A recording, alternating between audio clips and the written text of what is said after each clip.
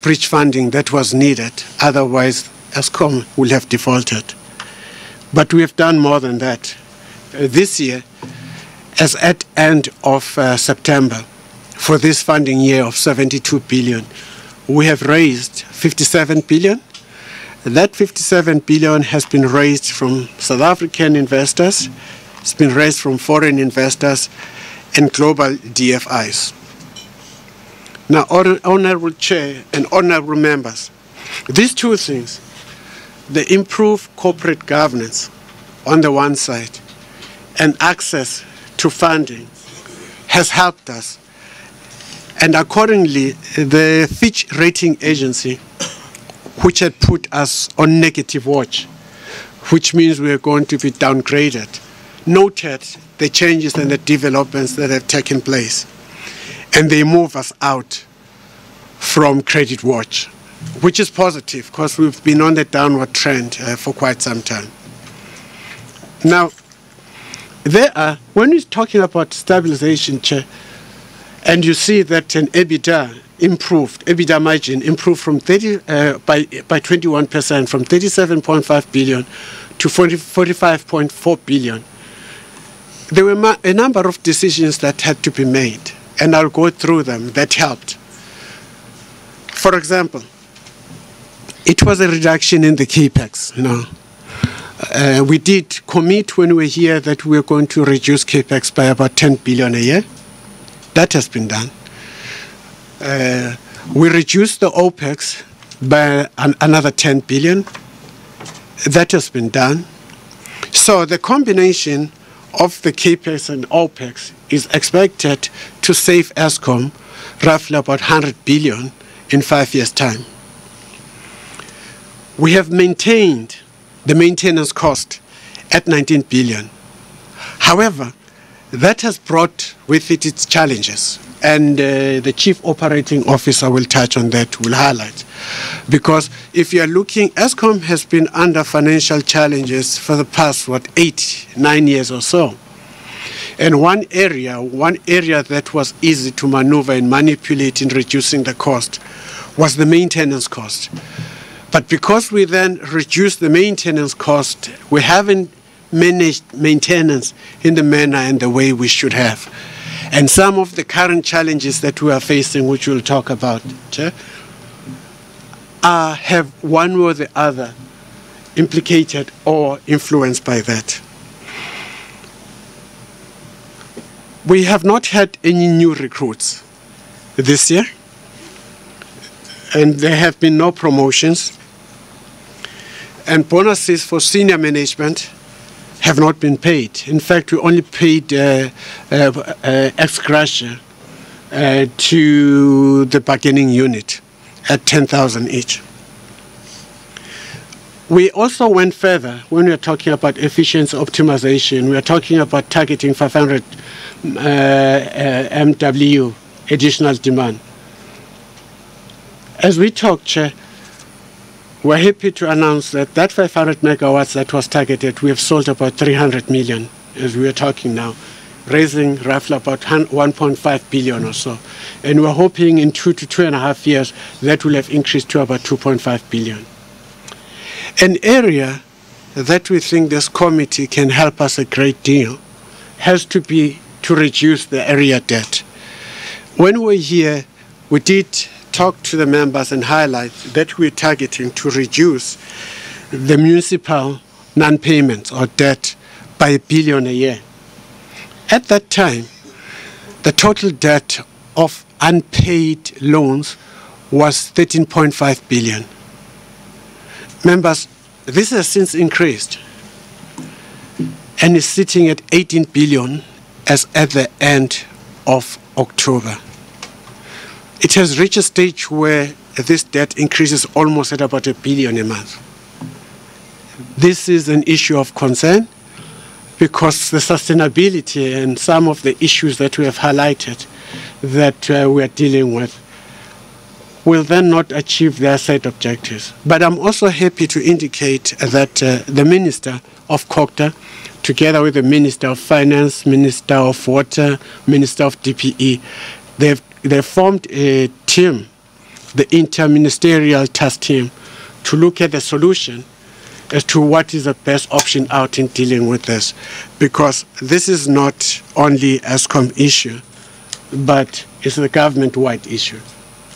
That has been the challenge that we are facing with regard to debt.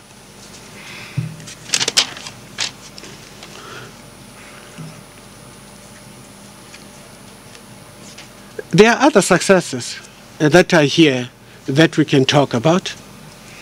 On stabilization, RCA, determination of 32.7 billion.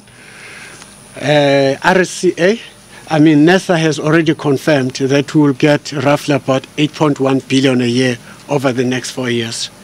That is positive. And we have spoken about McKinsey and us being paid back 1 billion and us pursuing a trillion for an additional 650 million.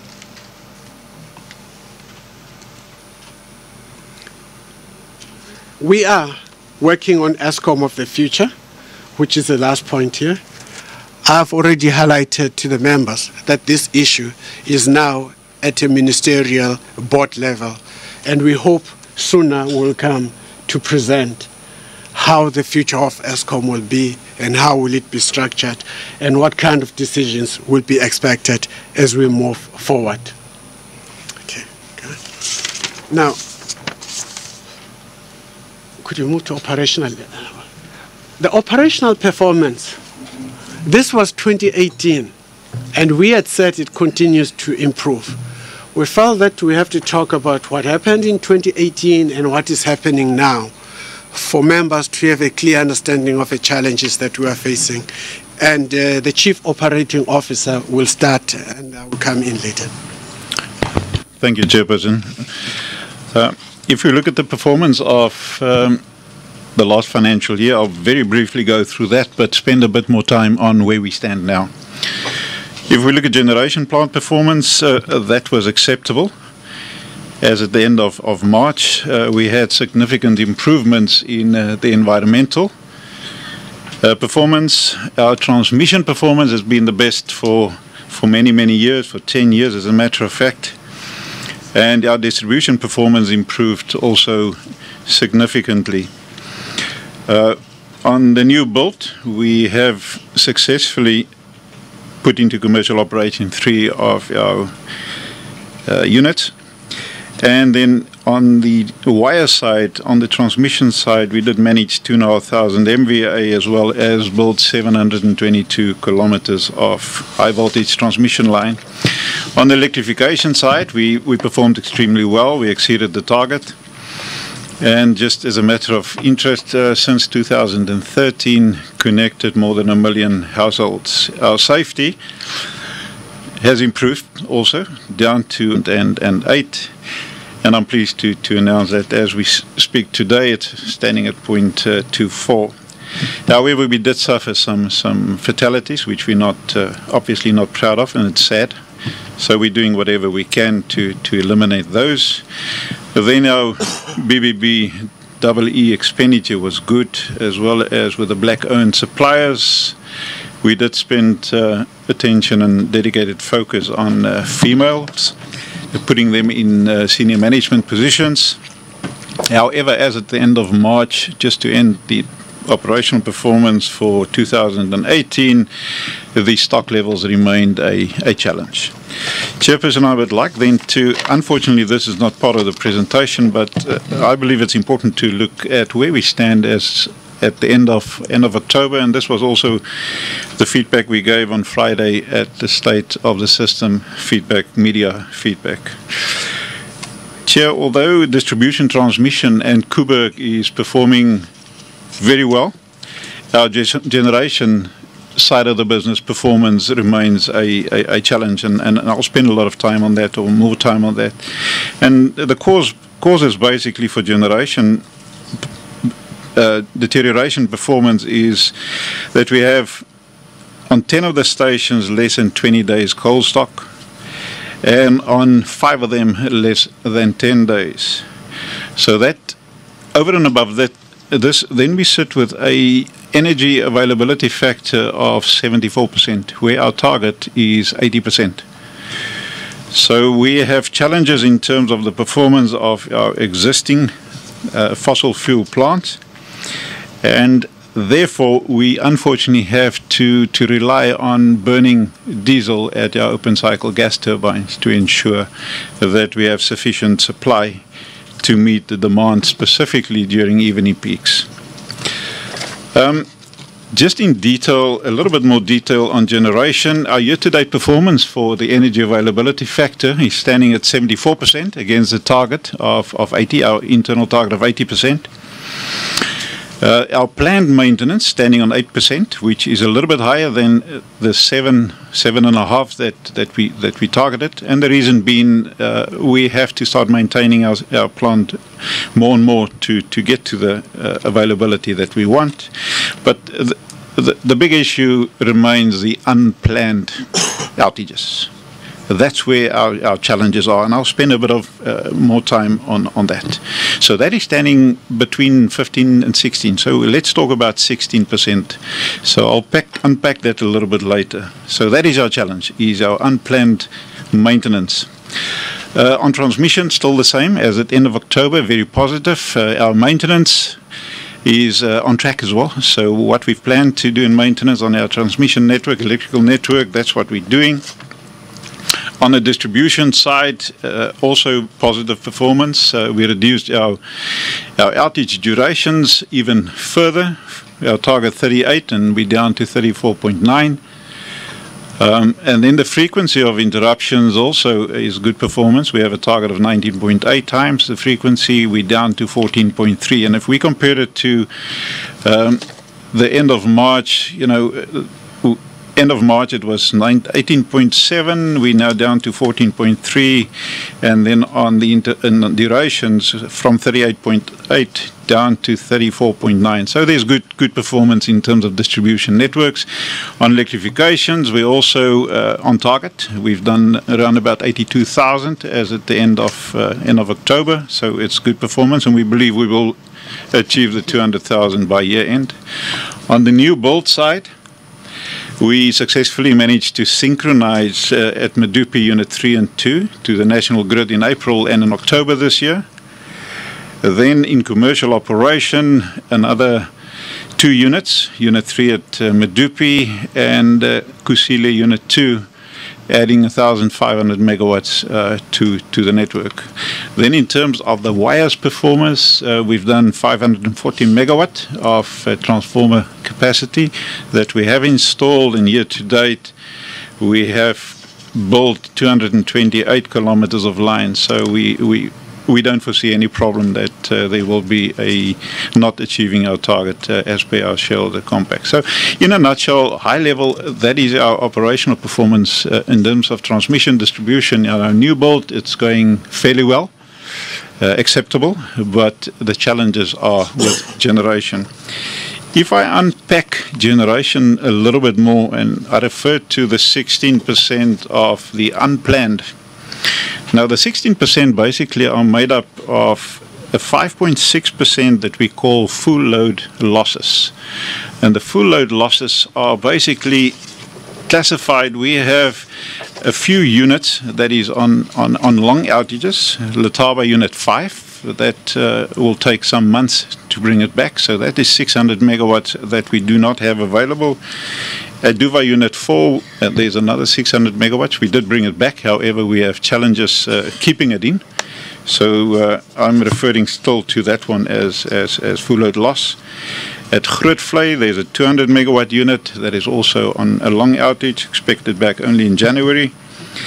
And then at Kriel, there's another unit, 600 megawatts, only expected back in April as of next year. So if you add all of these, it is it's about 2,000 megawatts that is on long outages because of major incidents that we have.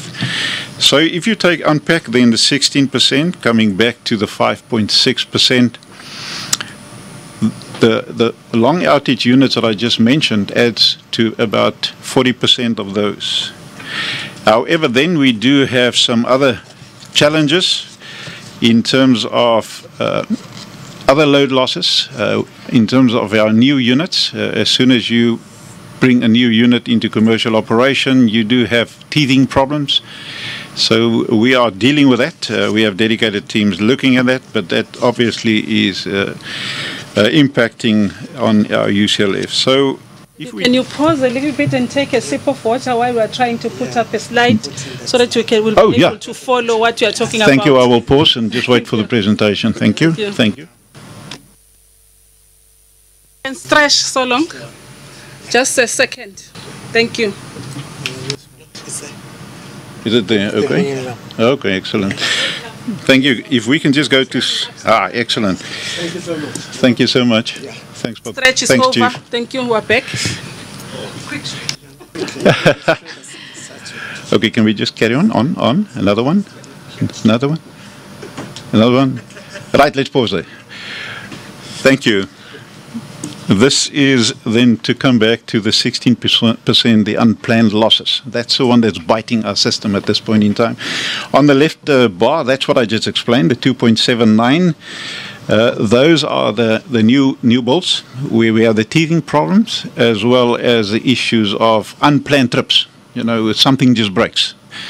And then the 1.3, the 0.9, the 0.44, and the 0.14, those are the long outage units, or the units that's on long outage that we need to bring back. So this is unpacking the full load losses, and there are plans to fix those and bring it back to where we want it.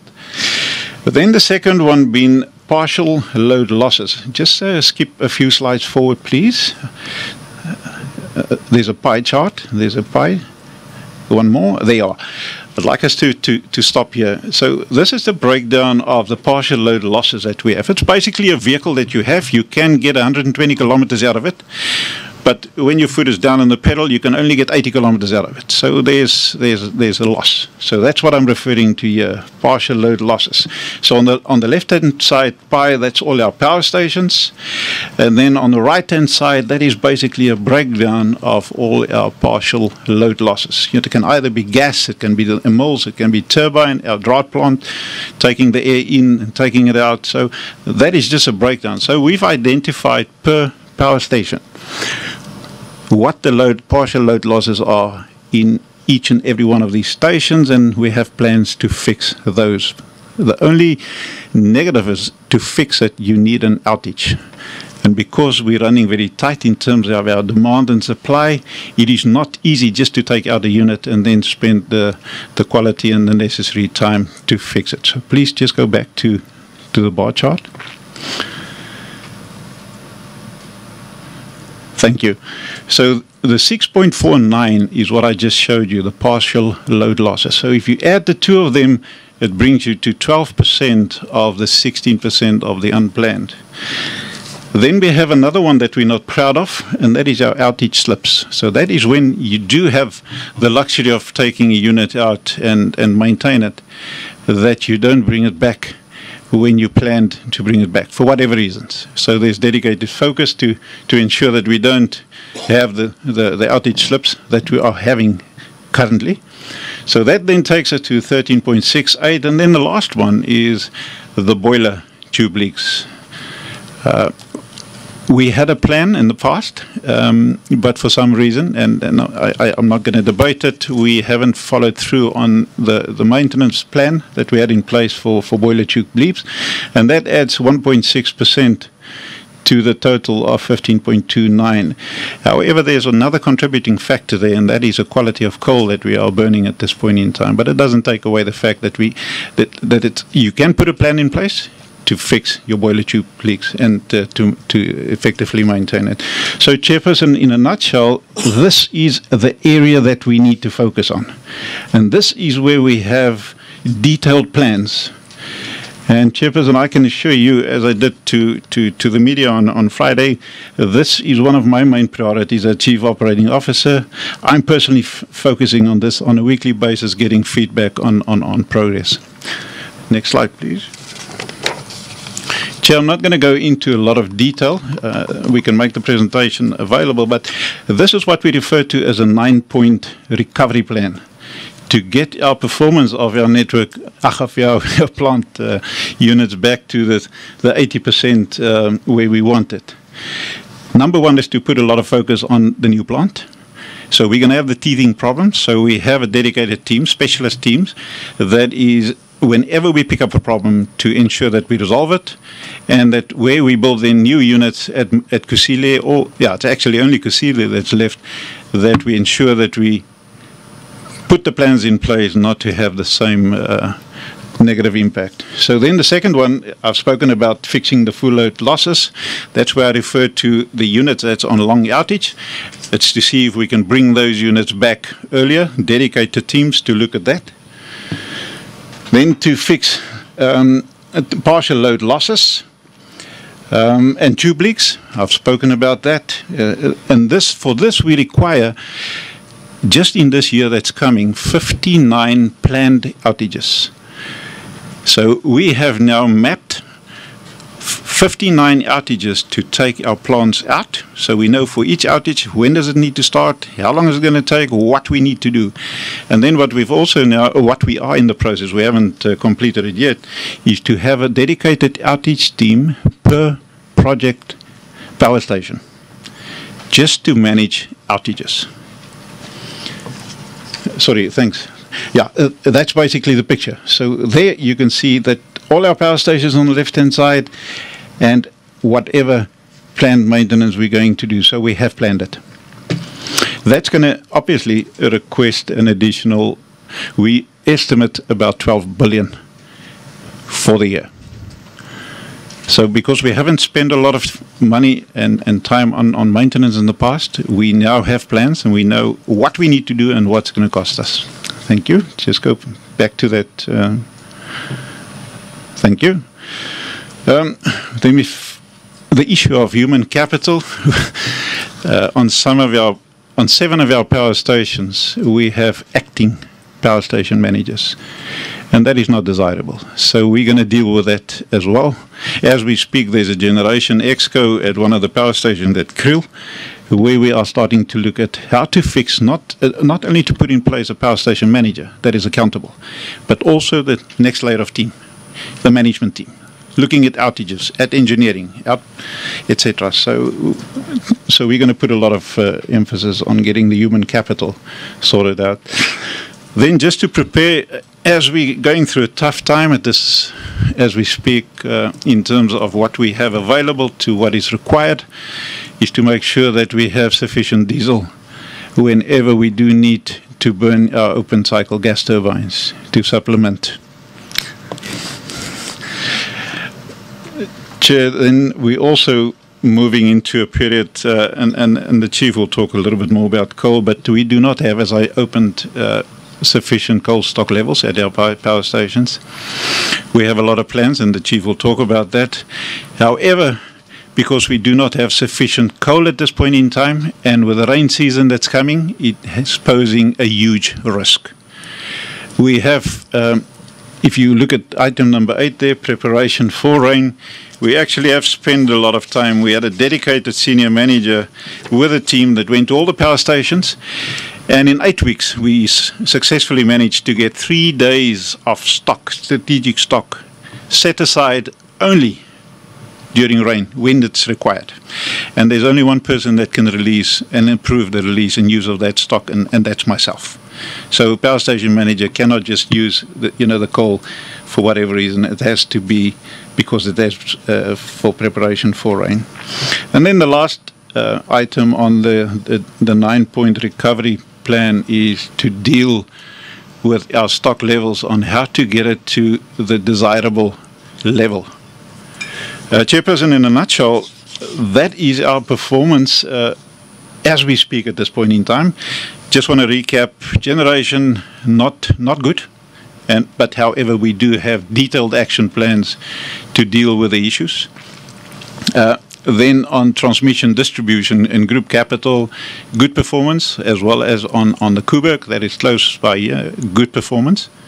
As we speak, we have one of the units, unit number 2 at Kuberg, that's out on an outage, refueling, and it's planned to come back on 17th of December, and at this point in time it's on target to come back. If we then look at, just to finish off, our plans, just go to the last slide for me, please. Some more, please. Thank you. Just one back. One back. Chair, if we look at your energy availability factor, on the left-hand side, that's where we're standing at 74%. So it is still, we believe, going to go down to around about March, where we believe the plans that we have now will start contributing to turn the poor performance around. And that in a year's time from now, we would like to be back to at least 75%. And then in another year from there, back to close to 78%. So this is not a quick fix. I believe it's important to stress this. It's not a quick fix. So you can't just take like your vehicle quickly in and fix it. And this is going to take time. It's a process. It's going to take a lot of effort, dedicated teams. But we are very optimistic, that we will change the picture around. Unfortunately, it's going to take some time. Thank you, Chairperson.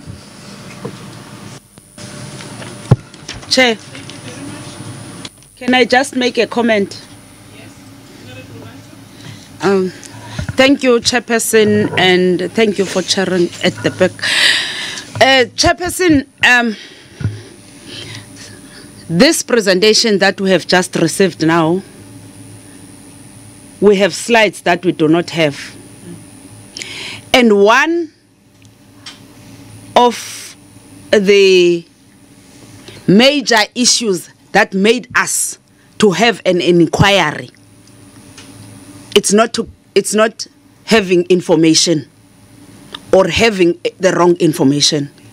I'm just cautioning Eskom executive that if we don't get information, we take it the information is not there.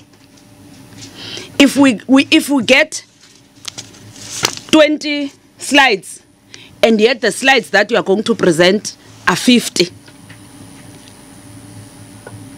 that is a violation of some sort of something within, let me say, a violation of law, because you are carrying on with all the slides that we do not have here. We have read these slides that we have in front of us. We have read the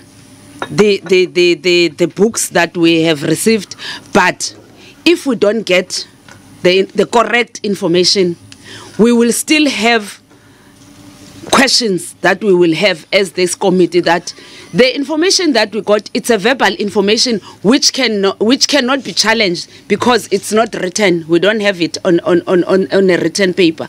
And for us, that information, to me, especially to me, it's like an information that is just coming out of your mind and not on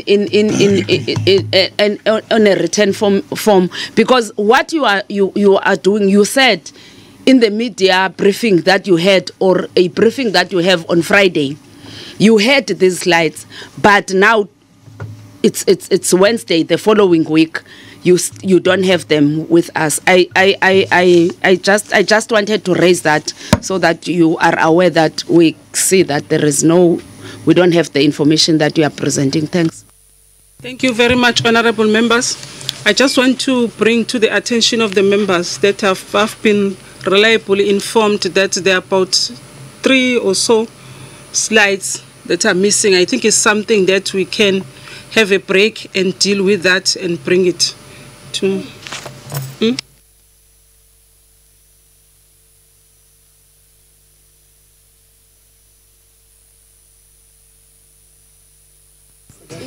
Okay. Sorry. No, what the committee officer who receives the report says, that they've gone through the report, but they were referring to their notes. There are about maybe just 2 or 3 pages that they were using as a reference.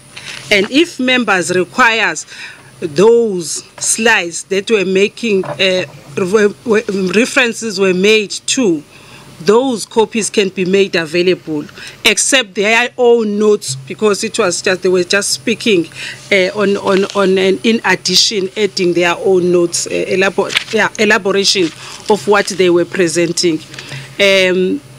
We take note of that. I think it's something that we can, before end of the meeting, is something that we can be resolved, or we can just take a short break and print that out and bring it back. I'll be guided by the members. Do you want us to proceed? Thank you very much for your understanding. Let's proceed. Don't go back to it.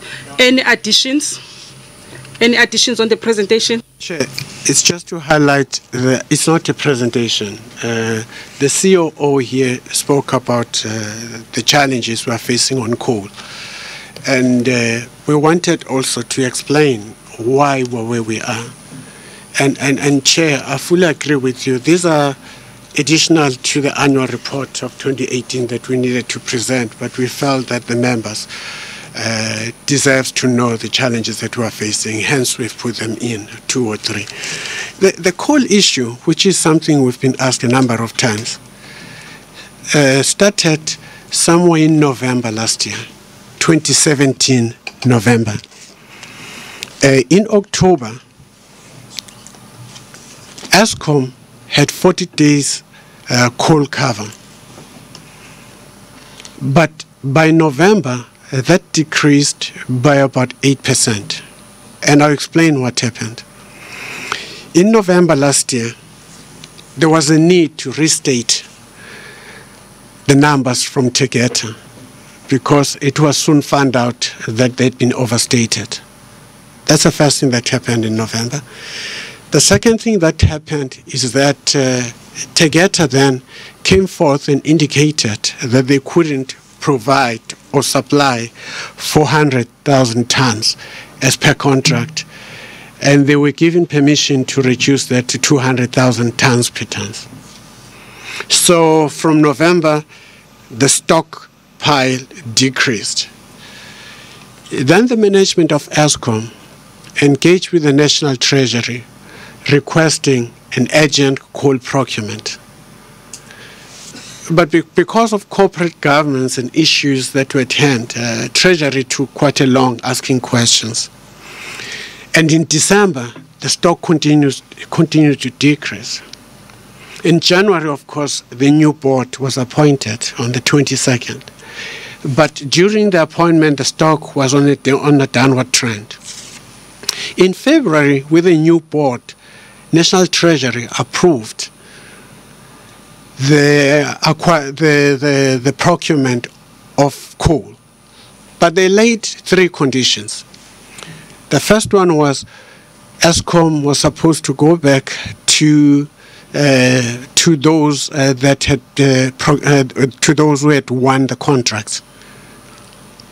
Should they not get adequate coal, then they have to go to those that had been shortlisted.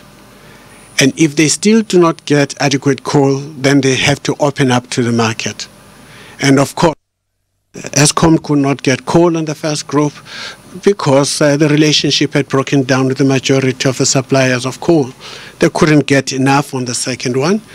And then they tried in the market. And normally it takes almost a year from the time you put an RFP to actually getting the coal. That is what happened. But in February, there were a number of incidences that took place that exacerbated the challenges. The first one is when Tegeta could not supply 400 tons to 200 tons, it affected 3 power stations, Arnott, Komati, and Andrina. So when we got a permission or approval from National Treasury in February, there were a couple of problems also that took place. And that is, Tegeta went into business rescue. That took out almost 8 million tons that had been budgeted for by Eskom. That was total out. That's the first thing. The second thing, the cost plus mines could not meet their target because as Eskom, we had not invested as pay agreement that we have. That's the second thing, Chair. The third thing is the new suppliers that we have could not meet their target too. So the spiral, the downward spiral continued. Where are we now? Through the approval of the National Treasury, 29 contracts have been approved. And these contracts will give us roughly about 15.8 million tons. This will cover roughly 28.2 stock days by the end of the financial year. But what is important is we went back to the National Treasury and requested an additional 4 million tons. And National Treasury agreed on that. Out of that 4 million tons, we've since secured contracts of 1.1 million. If we get all the orders of the 29 contracts of 15.8 million, plus the 4 million, where we already have secured 1.1, it therefore means that the stock days will improve by the end of the year from the 28 days that you originally had on the plan. This will increase to 36.3 days. We are hoping that this will take us roughly 2 years, and in 2 years' time, by mid-2020, we will have covered roughly about 56 days cover. So that's a story, Chair, I wanted to highlight as to why we are facing the problems we are facing in coal, as explained by the Chief Operating Officer.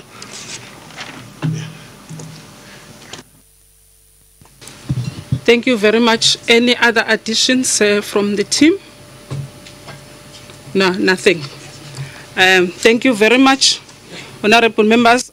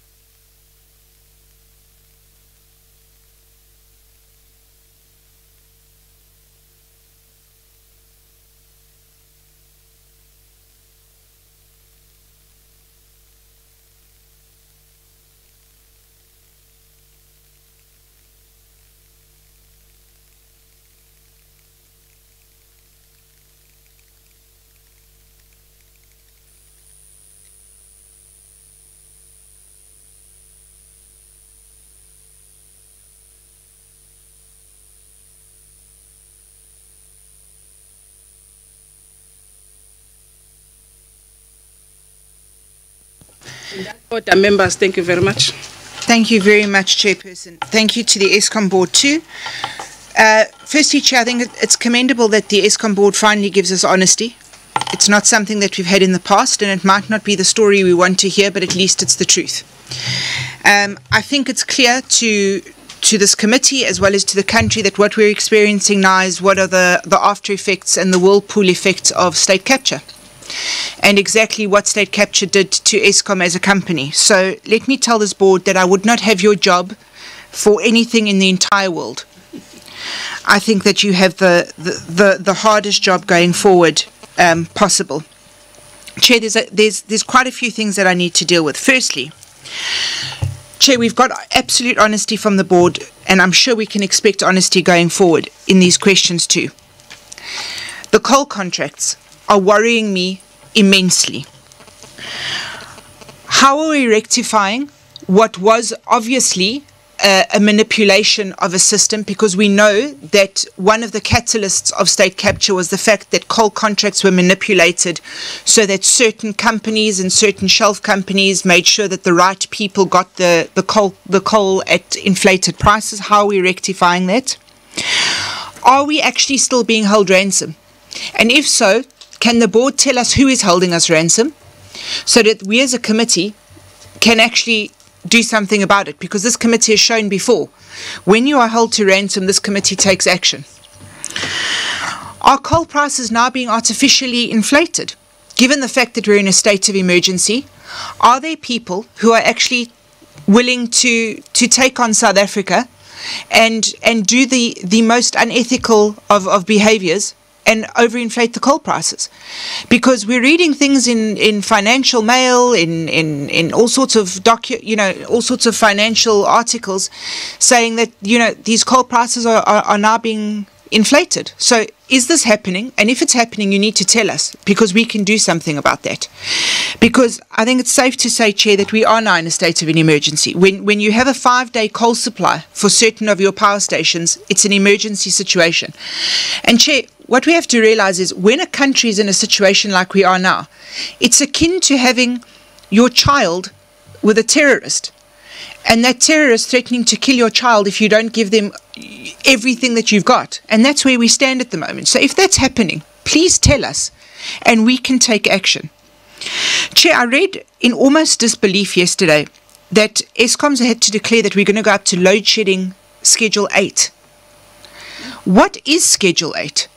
I mean, at one point, Schedule 5 went to Schedule 5A, Schedule 5B, and then we were told that if we hit Schedule 6, that would be sort of turning off the country. So now I'm reading about load shedding Schedule 8. It's in the papers today.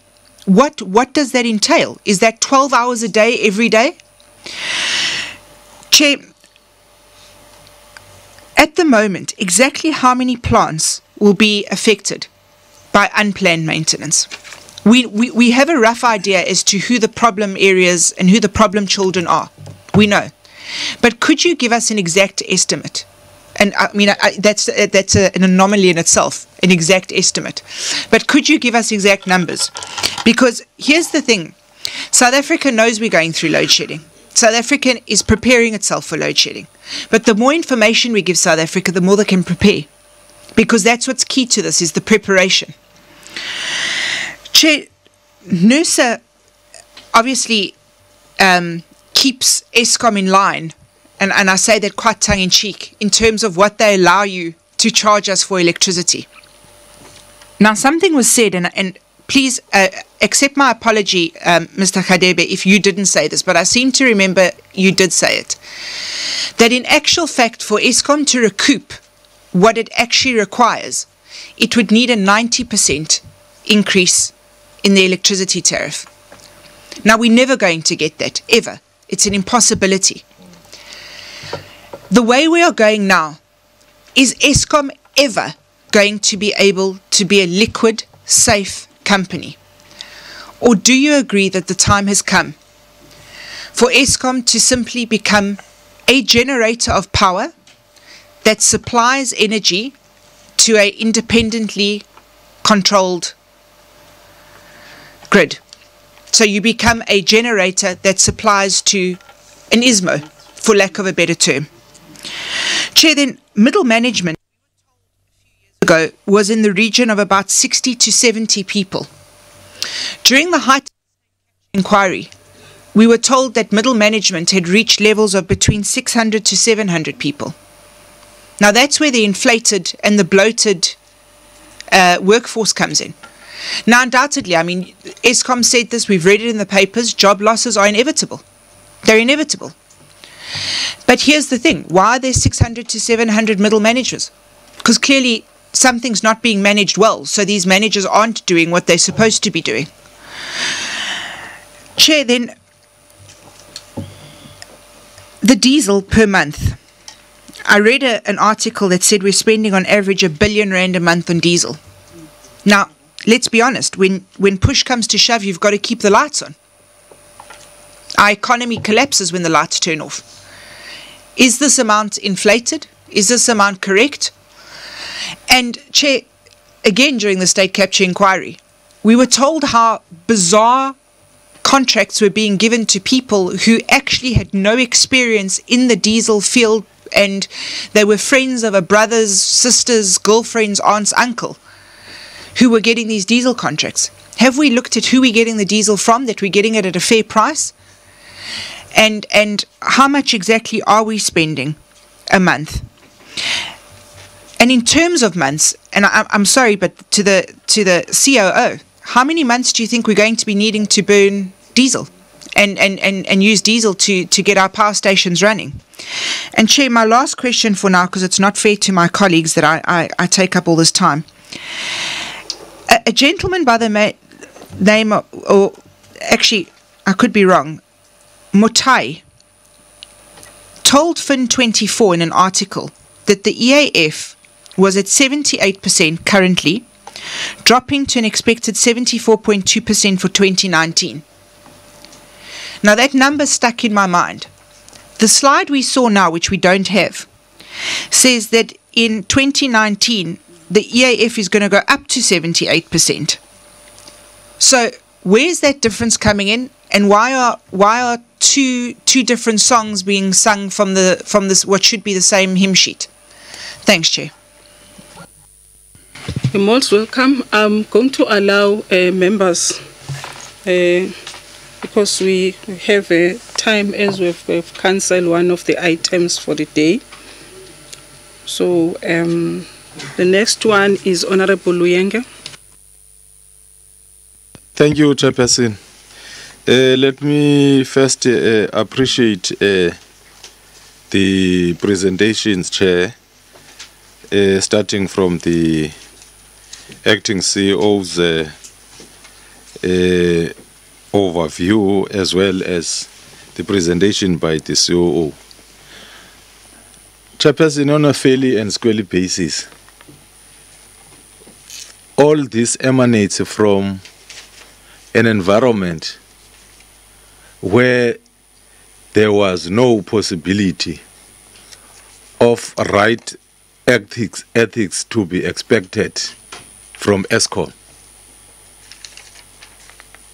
As the minister then alluded to a fact that he was saying, no, regard all what we are saying now at that point, it's just a beginning of our intentions. Here we are dealing with intentions. Here we are dealing with human beings where there are resources that have been mismanaged. These warm bodies have a responsibility to recoup monies that were deliberately stolen from Eskom. If 11 senior officials, senior executives have exited and they were part of the looting, 11 criminal cases have been opened, of which 9 involve senior executives. 1,049 disciplinary cases since April, of which 822 have been finalized. Let us be fair, guys. What has been done now, what has happened now, with these new faces that we are seeing, little that we are used to, we must give you credit where it is due. The ground that you have covered now, irrespective as to how the outside world is viewing Eskom, it can be correct for the prophecies of doom to declare a totally collapsed Eskom. Eskom was meant to collapse.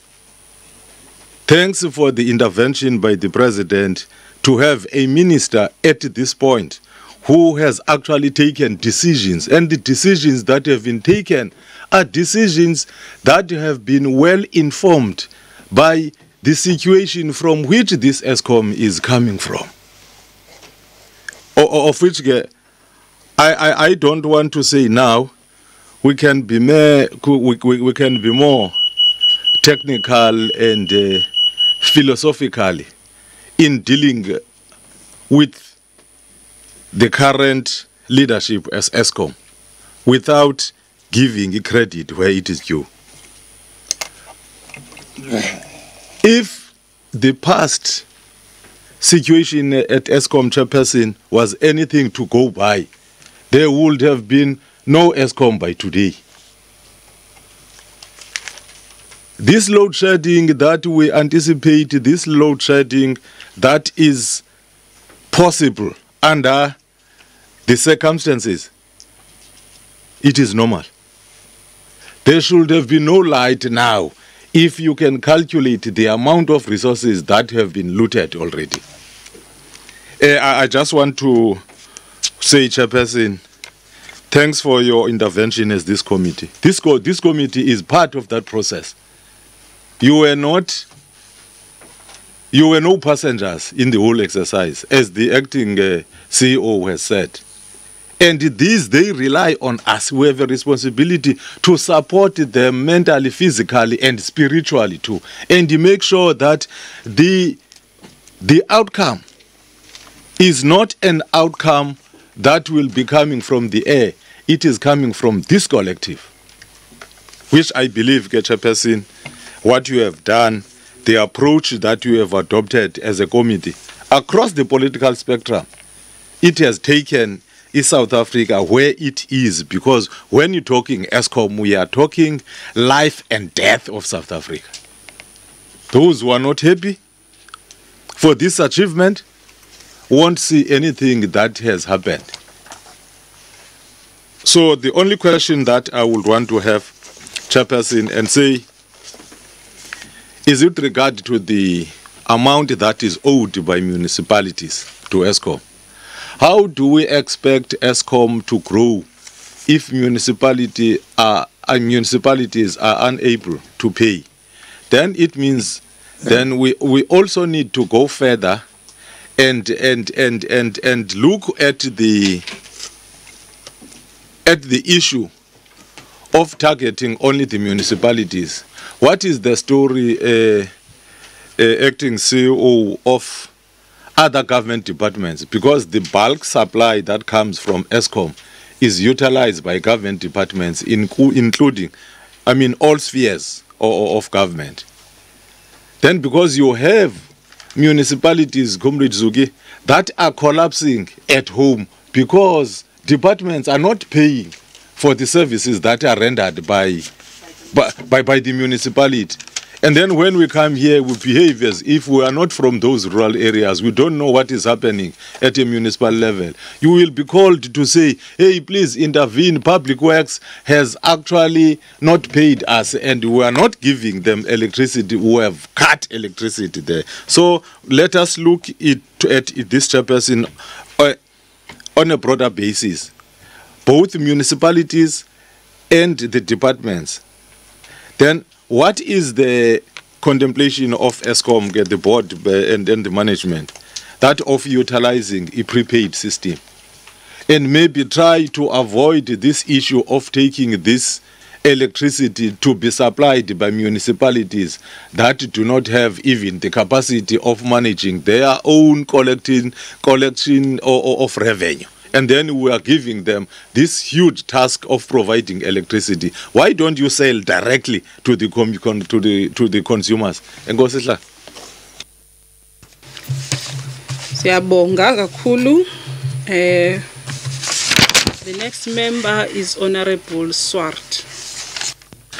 Thank you, Chair. And I just want to join my colleagues in thanking the new board members and the executive for their work. And it's not something that I would easily accept either. So I would really appreciate what you are actually dealing with is a legacy of many years of corruption and mismanagement that we have seen as part of our inquiry, and that has characterized the SOEs and in particular Eskom over the last few years, and we are fully aware of that. So when we ask questions, it's against the background that we appreciate the work that you are doing to restabilize Eskom and to recover the losses. Now, can I just ask you on that issue? You know, it's an issue that I raised continually. I raised it with the last board, the recovery of the McKinsey amount, and I'm very pleased that it is now being eventually repaid. They offered to pay, when was it, last year sometime before this committee? So you indicated $1 billion had been paid. But according to other reports, it was 900 million, and there was 300 million outstanding interest. So I'd like to know where their figures are at the moment. I look forward to the outcome of that court case in December, and I wish you well with the recovery of the 600 million with trillion. But that's just the start, because you, as directors, are fully aware of the provisions of the Companies Act, where you've got breaches of fiduciary duties that we've experienced. There are enough reports. You can hold those directors personally liable. I would ask you to give us an update. And I appreciate you've got so much to do. This might be on the back burner. But you're in a cash crisis. There's nothing to prevent you bringing applications to hold those directors personally accountable for the losses incurred for breaching their fiduciary duties. That's the first issue. The second issue, where I asked previously, and you indicated this process was ongoing, and that is bringing applications to have those directors declared delinquent directors in terms of Section 162 of the Companies Act. We cannot allow this to continue, that we have board members moving around, and that is what we saw. We saw board members moving from Transnet to Eskom to continue the work, or the looting and the plundering. So I fully appreciate, Mr. Radebe, this might not be at the top of your list, but it is something that needs to be attended to, particularly if you can recover. Now, the third issue is recovering where that money is at the moment. A lot of the money is sitting in Dubai. And we passed the extradition treaty last week. We signed it in Parliament. We passed the mutual assistance treaty. I appreciate that it's beyond your control. But, Chair, I've said it before and I'd emphasize it again. We need to bring the Hawks and the MPA to this committee to give us an update of what they are doing. I am not satisfied, Chair. When I get briefings in the Justice Committee, they're still dealing with the Estina matters. They haven't even started dealing with the Eskom issues. The evidence is there, the money has been moved around in bank accounts, and we've got to get an update. Because the board made it very clear, Mr. Radebe made it very clear, they've done what they can, they're cooperating, but it is beyond their control when it comes to actual arrests. And it is disgraceful that today there's still been no arrests, Chair. No arrests, when we know the evidence, the prima facie evidence that's been in the public domain since the Public Protector's report way back, and still we see no action in that regard. So, Chair, then I'd just like to issue, we appreciate the issue of the coal stocks, but the one briefing we got is we had a surplus capacity. Now we appreciate we are in a different dimension. There's load shedding. And I was going to ask about the 8 phases. You'll appreciate that you need to brief us about that. But why was there load shedding on Sunday, for example, where you would expect low demand? Is it just a culmination of circumstances that you've tried to explain? And then just looking at your annual report, where you indicated this little booklet, as at March, you indicate you already there were concerned about coal stocks. This is 31st of March up to then. Normalized coal stock levels, etc., etc. I'm reading from page 86. 7 power stations below the minimum stock levels. You refer to 37 days. Recovery efforts have been impacted by low delivery from the Tegeta mines, which are in business rescue. Now we know the whole story of Tegeta. We know that. We know the state capture. We know the contracts that were moved where I connected the dots, where contracts were cancelled and moved to Arnott. Now we said with Arnott not having enough coal.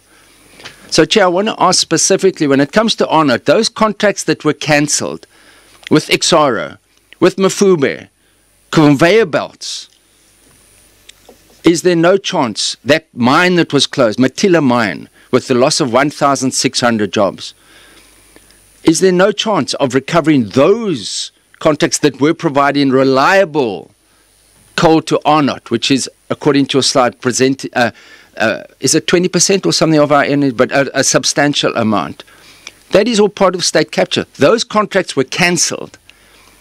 There was a conveyor belt that was supplying. What is being done to look at those suppliers. And I suppose they've already now, they're selling overseas. That would be the answer. The second issue is 2 conveyor belts that are flying, that are supposed to be providing coal to Hendrina, that are, according to the minister, stationary. These are just isolated incidents of issues relating to a general problem with coal, and we know it is related to rain.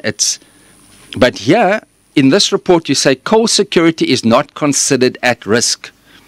This is at 31st of March. We are working with National Treasury on ways to expedite the coal procurement process. That is at 31st of March, your report then. And it's concerning to me that we're now sitting with load shedding.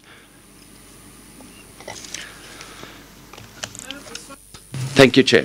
Were you referring to the annual report or to the integrated report? Which one? The integrated report, and yes, I appreciate that it might not be, but it's just information page that we've 86, got on page 86 of that. Which paragraph is it? Page 86 on the top of the second column. Okay, thank you. We have put in place a recovery plan to improve coal stockpile levels at these stations, Hendrina, Komati, Majuba. Based on potential sources, we are working with National Treasury. Coal security is not considered at risk. Okay, thank you. Thank you, Chair. That will be for the time being, Chair. Can I just say, are we going to deal with the financials at a later stage, Chair? I presume. That's obviously the case. Thank you. Honorable Kati.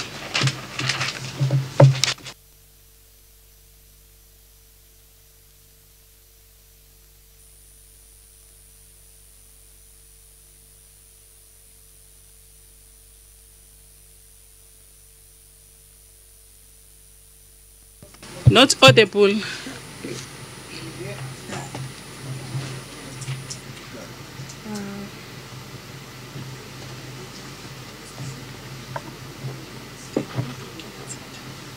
Just check. Come and use the mic this side. Is there a seat next to Honorable Mazoni? Oh.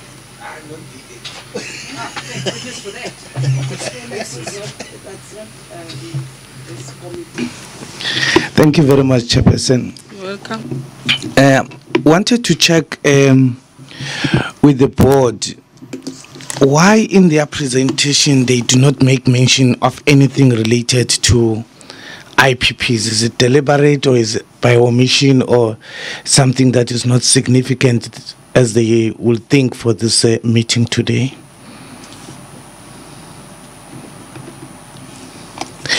Secondly, should in case in their response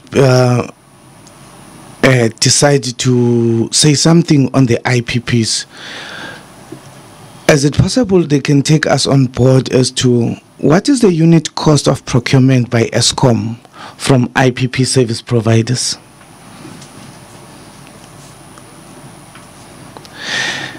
And what will be the unit price by Eskom to the public and to the consumers of the electricity they procured from IPPs? Just 2 more questions, Chairperson.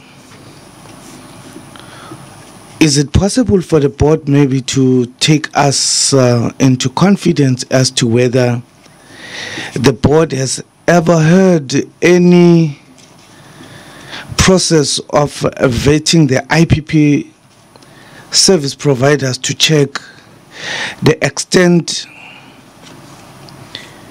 they may or may not be deemed to be closely related to PEPs, politically exposed persons, to avoid maybe another Coco daughter experience?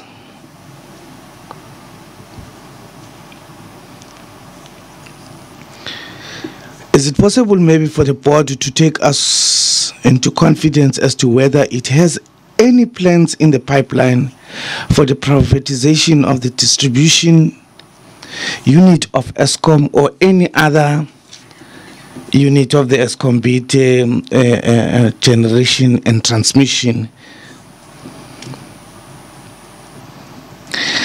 And lastly, Chairperson, is it possible for the board to tell us whether it knows as to the extent of the involvement of their minister or any next of kin of the minister who may have any interest in the procurement business of Eskom and its subsidiary, in particular with the IPPs? Thank you, Chairperson. You're most welcome. Honorable Mare, you are the next. Thank you, Chairperson. First, I want to ask the CEO if it's possible to give us a list of the top 10 culprits as far as municipalities is concerned and the amounts owed by them to you. I think I requested previously, and I know there's an interministerial committee now, but I did request the chairperson of our portfolio to engage with our minister, to be engaging with the Minister of Local Government, to put it that way, about this issue, because it will help the company Eskom with their debt of cash going forward.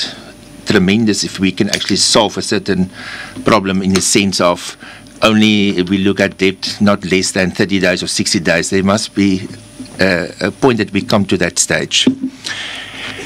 And I must say thank you for making provision for enough diesel. We all know, sir, as you also know, that is a very, very expensive exercise, but you always must have in life a plan B if needed, because we want to keep the Christmas lights on the 25th of December, so you have to have that diesel. I just want to ask about Kuba Unit 2. Did you say it will come online on the 17th of December? Okay. It's a little bit late for the 7th. The 7th in the Cape Town is on the 8th and 9th of December. Just make sure that maybe it must come online earlier. And then I want to talk quickly about communication to the public. That was a big, I must say, fault. And I'll talk now to the CEO and the chairman of the board. Is the communication towards the public. I always say, if a person knows about something in advance, then the whole problem when it arises is softened. But the communication was done beforehand, and not like 20 hours, 24 hours per day beforehand, a long time. And just give I would say a slight warning to the public. We might, use the word might, have problems in the following period, or what the case should be, but keep the public alert all the time, continuously, because then you soften the whole issue of, the anger from the public side when there's, shortage or outreaches that what's the problem with your performance that should go to the grid. And then another question from my side, and that is now personal information that I know. There's students that finished off as engineers in the end of 2017, and you've given bursaries to them. That was a very, very good project of yours, and it's an ongoing project of yours. But previously, some of my colleagues referred to the middle management layer of the whole organization that enlarged over the last few years. Now, what's the problem? I know you've got a cash flow problem, but for some of these students, they have been told, because they have to work back 24 months, that's 2 years, and now they've been told they can leave at the end of this year after only 1 year, of end of January next year, and they only then concluded 1 year as far as the 2 years that they should be, because there's no money to keep them on as a very, very junior engineer. But that is actually that very, very junior engineers is actually our future going forward within Eskom.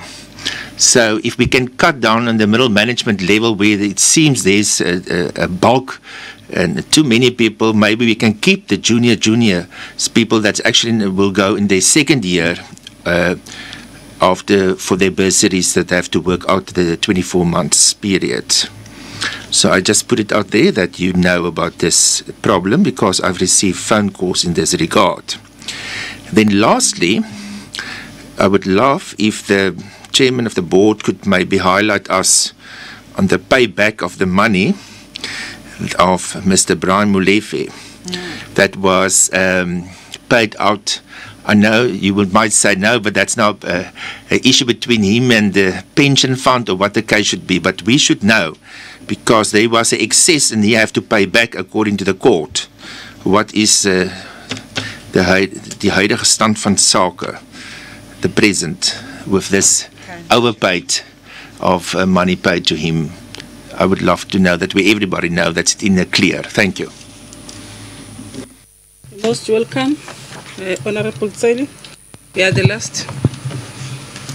Thanks, Chairperson.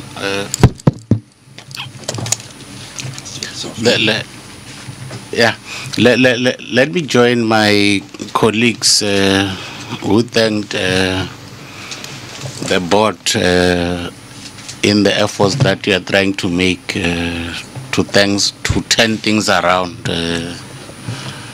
in the company.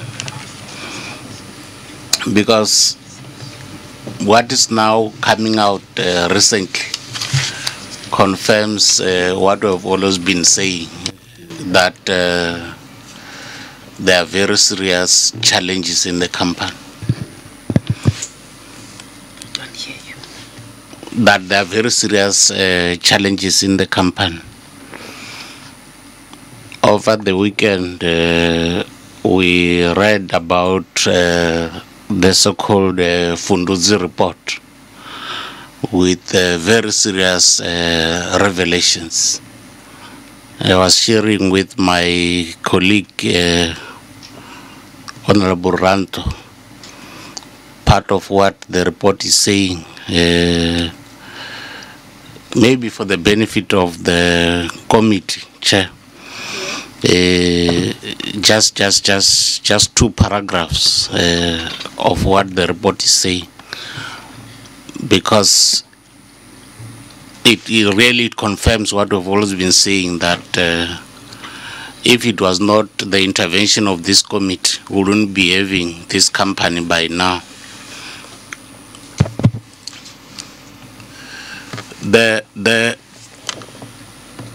The most suspicious thing is that Singh never used his money.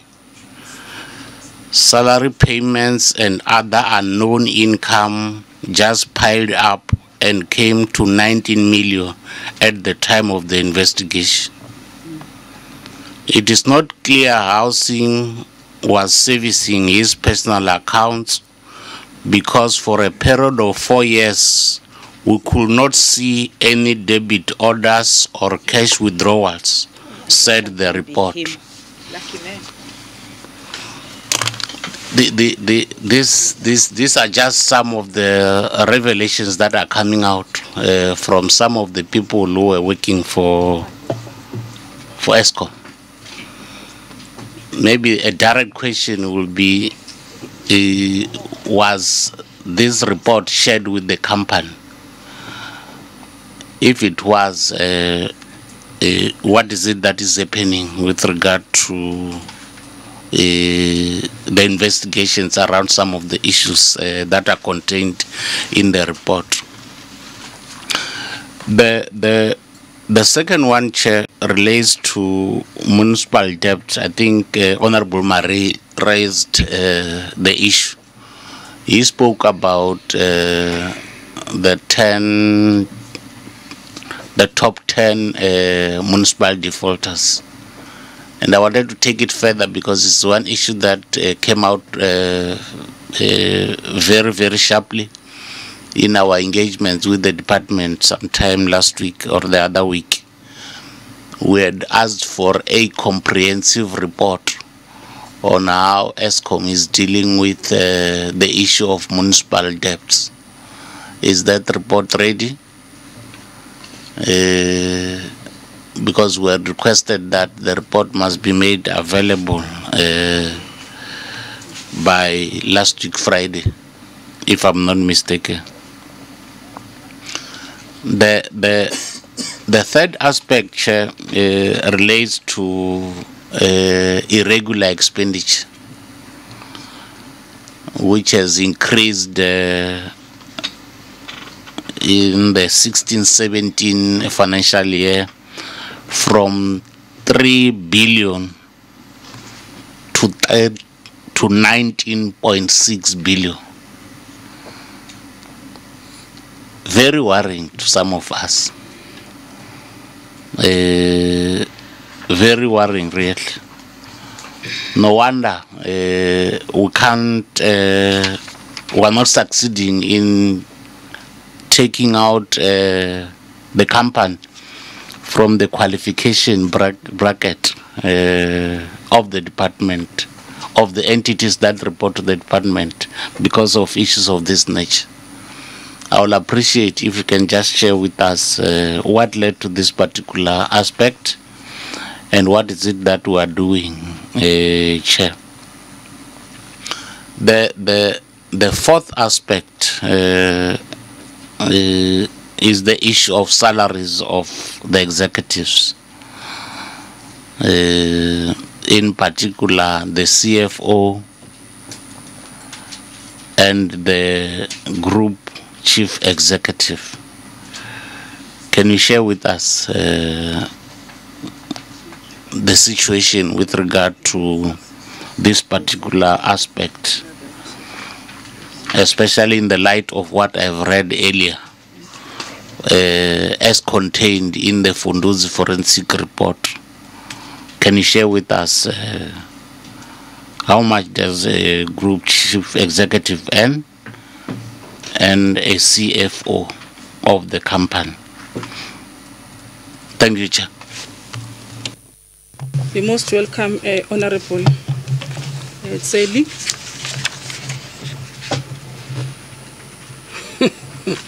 Niyathungal.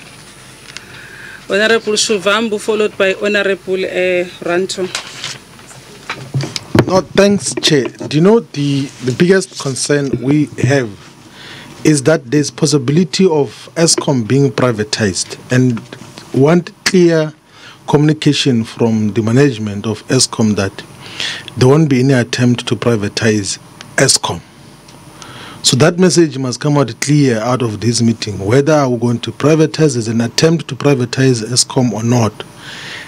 And there must be clear message in terms of just how much Eskom spend consolidated. The SG of the EFF earlier asked about the unit cost, but consolidated, how much do you spend on purchasing power from independent power producers and how much do you make out of it?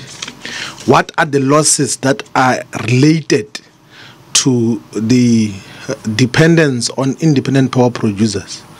You know, the IMF, we don't associate with it. It's the most reactionary organization and everything else. It's right-wing. It imposes problematic policies. But it issued a statement, I think last week, which said that Eskom is a danger to South Africa's economy as a whole, in the manner in which it is being managed in broader fiscal position and everything else there. So we need to come out clear, knowing here of what is the issue around the IPPs, because last week as well the spokesperson of Eskom confirmed the figure of R2.20 purchase from IPPs and you sell for 86 cents, which is dangerous. And it's going to collapse the entire entity if you continue on that route of IPPs in terms of how it is, because it is going to weaken the entity as a whole.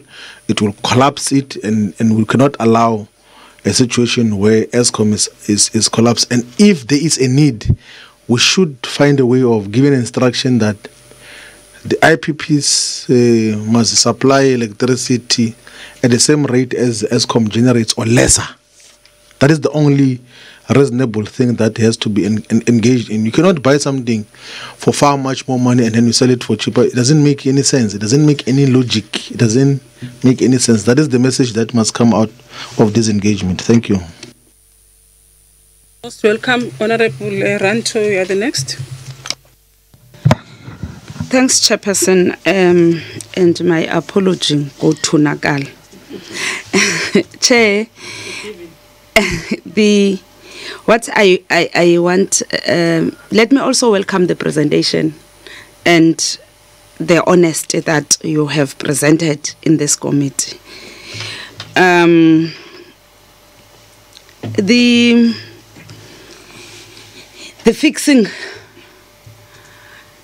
that the COO has talked about. Am I right when I say COO? Yes. You say every time that you fix, unfortunately you will have to cut. Then it comes back maybe to a question that has been asked by the other members. We were given the impression that the IPPs are helping when the grid is under constraint.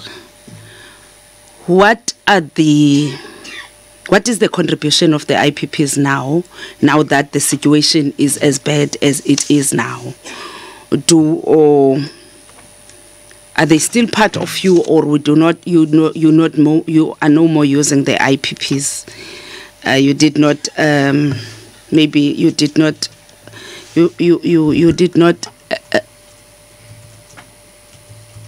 bring them back to the company. You know, we keep on talking about people that have been charged, dismissed, or left Eskom. Disciplinary actions has been taken. Those people, when they leave Eskom, they go maybe to Transnet, to any other entity of government, and repeat the same thing. You will find that that person maybe in transport entities, and then when they get into that entities, they modify what they have done at Eskom. What is Eskom doing when a person has been dismissed in Eskom because of fraudulent activities? What is Eskom doing? Because I take it that that person should be blacklisted, and that person must not be re-employed to any other government entity. He can go or she can go and open his own company and do whatever he wants to. What is Eskom doing in those cases? And also, when you gave us the report in August, you know, your cases that you were dealing with, they are still at the same level now in November. Is there a reason maybe that makes those cases to be stagnant? The investigation as it is happening maybe takes long, and the 122 will remain 122 cases that have been done, and then the 67 will remain the 67 up until nobody knows. The 650 million that you envisage to get from Trillion, do we have something like a thing that is called Trillion, a company, or is it the former executive members that you have to get the money from? Because as Comrade or Honorable Tedi has just read from the newspaper, do we have really the company called Trillion, or do we have Singh, who has been Trillion? His other name maybe was Trillion, or the former executive members of Eskom were called Trillion then, and then now they are called with their names. Do you really have this company called Trillion? Are you going to be able to get what you want from that company? The money you are looking for. I know that you have received you have received some money from this company McKinsey. Is McKinsey helping Eskom in recovering the money that is owed to Eskom by these Trillion bosses or Trillion people?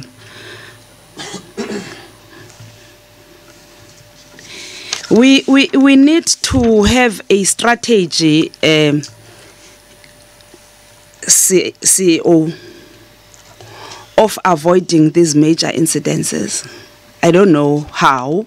Maybe those major incidences are not avoidable, but we need to put something in place, whatever it is. If we need to go and maybe source information from engineers that are not around here, that are in other countries, can we then just do that? Because I'm afraid of these major incidences that are affecting our people on the ground. Because when those major incidences happen, I, for one, staying at Sterkspruit, those people, when there are cuts in the electricity, they ask me, and I wouldn't know what are those major incidences that made Eskom not to distribute electricity. So I think we need to come up with a strategy that will help for us not to have many incidents. We can have those incidences maybe, but not many of them. It can be that we will always have these major incidences, because one major incident should be a lesson to us in trying to avoid the repeat of that major incidences. Thanks, Chair. You're most welcome. Honorable Nkwangu. Don't, yeah, okay. Eh?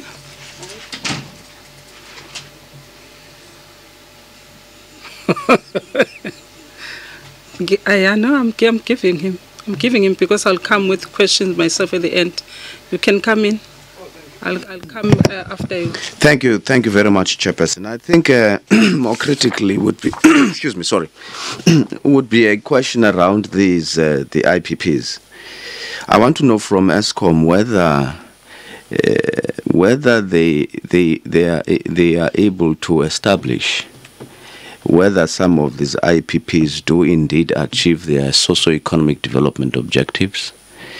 As you'd know and I already understand that they enter into those socio-economic development objectives with the Department of Economic Development.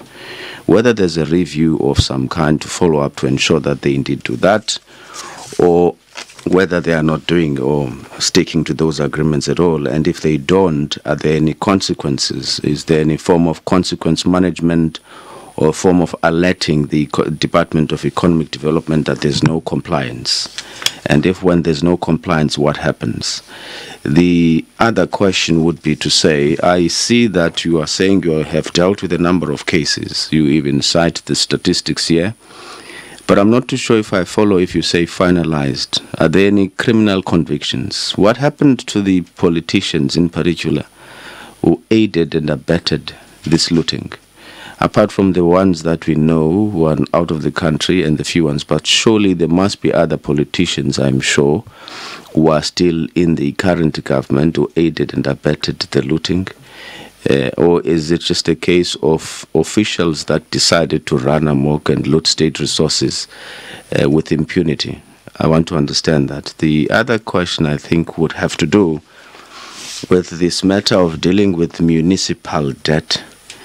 From where I'm sitting, it seems like this situation is not under control. I remember we went to visit Soweto on a was it oversight visit in Soweto, where we interacted with a number of community members there who were citing their concerns about how the prepaid machines were being introduced without consultation. Has that situation improved? What is the story there, and why do you seem to still be experiencing the same challenge, especially insofar as Soweto is concerned? And how do you then deal with municipalities that have a limited revenue-raising capacity, especially when one considers that the municipalities all already get a very small pie of the share in terms of allocation of funds from government to be able to run these municipalities properly. So how do you address that? Because I don't think it's just a case of municipalities that are refusing to pay because they are being recalcitrant. I think a major contributing factor is that they have limited resources as well. How do you have plans to try and address this problem from a more holistic perspective when you engage with government? Thank you. That's all for now. Most welcome, Honorable Tseli. Just one. Yeah, thanks, Chair. Part of what you are investigating is an allegation that the suspended Susan Daniels from the presentation and the former interim CGE distributed confidential documentation to a third party. I'm interested in this third party. I hope it's not the portfolio committee, but I'm interested in knowing the third party that is being spoken about here. Thanks, Chair. You're most welcome. Thank you very much. I'm joining the members in appreciating the comprehensive presentation and take comfort in what members have raised, that they are happy that you were honest, open and frank on the challenges that are faced by Eskom. So that also I appreciate it very much. In fact, it should be the norm. Whenever you come to the committee, you give us good news and give us bad news, and tell us what are you intending to do in order to mitigate those challenges, and so that we are able to also to assist you. So I'm just making that opening statement. But having said that, I would like to get an update on the process of converting the OCGT's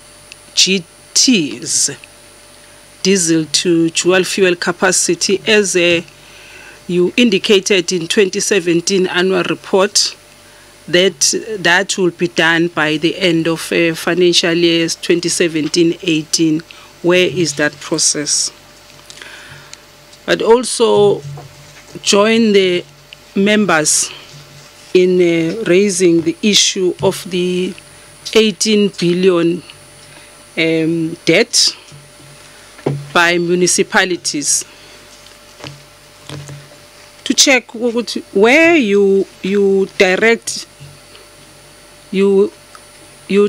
bill consumers, like the example that was made of Soweto area in Johannesburg. How is your debt collection in that area and in other areas as well? Maybe as part of your recovery debt process, but I've observed that you have not been so lucky with those recovery debt process. Some of your consumers, be it business or residential, taking you to court, and the judgment outcomes of those court cases. The recent one was yesterday, on the media yesterday, that really you are not being favored in that regard. And what will be your other strategy, not just you yourself alone, but I think working with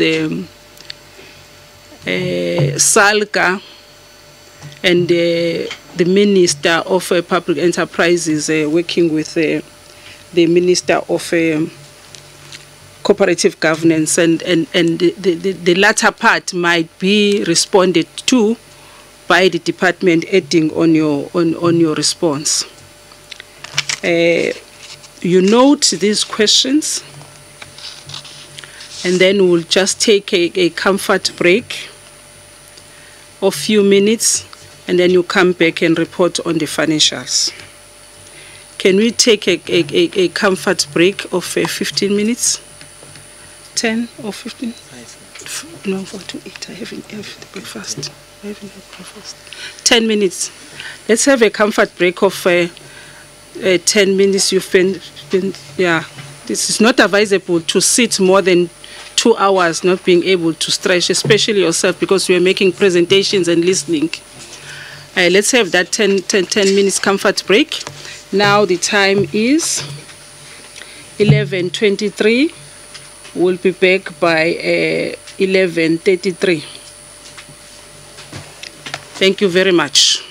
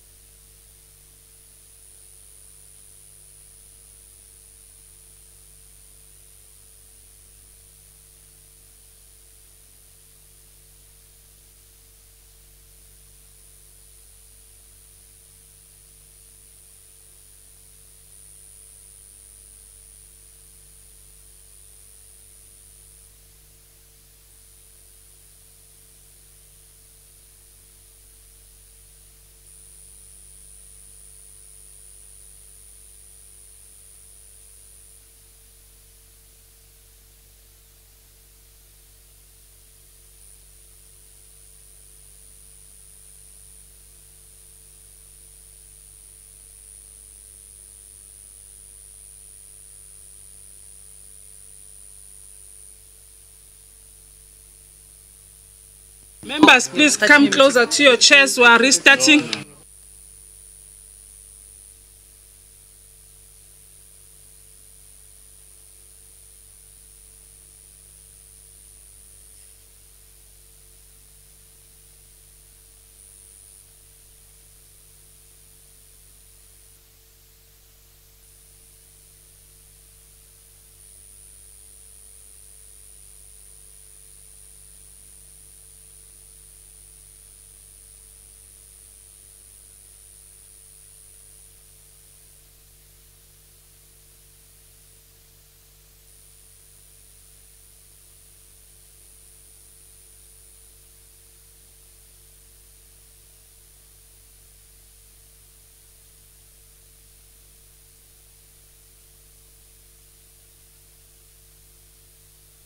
Thank you very much, honorable members.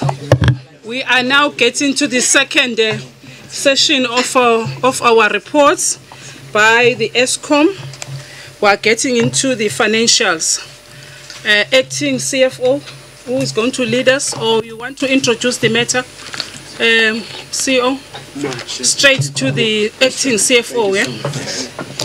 Please go ahead. Thank you, Honourable Chairperson and Honourable Members. If we go to the next slide. Just hold on a second. Sorry, Chair, wouldn't it be appropriate that we get the responses to the first round of questions so that we don't have so many questions which have to be responded to, and then we then take the financials after that? It's a proposal, unless if it's, yeah, unless if it, because so that we have got clarity even when we make follow-up questions on the financials of the. To do that, and members will say to save time we must take all the reports and then come back. I used to do that, but let me get because the majority of members that usually attend, they've changed that approach. I used to do that, and they propose that I take all the reports, not question, and then come back. Let me see the change. I know that you are supporting what Chivambo I've heard you when you made your comment. Let me get to the members. They changed me. Take today. Okay. No, I support Mr. Shivambu. What we need to just be cautious of is that there are so many questions. Maybe we need to give a certain time to answer those questions, because are we going to sit until 1 o'clock or later than 1 o'clock? So, but I do think that as far as possible, we need to answer the questions now. Thank you, Chair. The aim was to finish latest at 13:30, but that included the plan that is not ready, that we have cancelled, the strategic, the corporate plan. Yes, and so that is not in place. So the meeting should have been at least finished by 12:30 or the latest 1300 hours. Is that the feeling of the House, that we get responses? Thank you. Because are they ready? Have you allocated question among yourselves? Because I might have made you to relax, that you'll only respond. Are you ready? Okay, no, that's fine. We'll sing. Yeah, thank you. Chair, I had a few questions.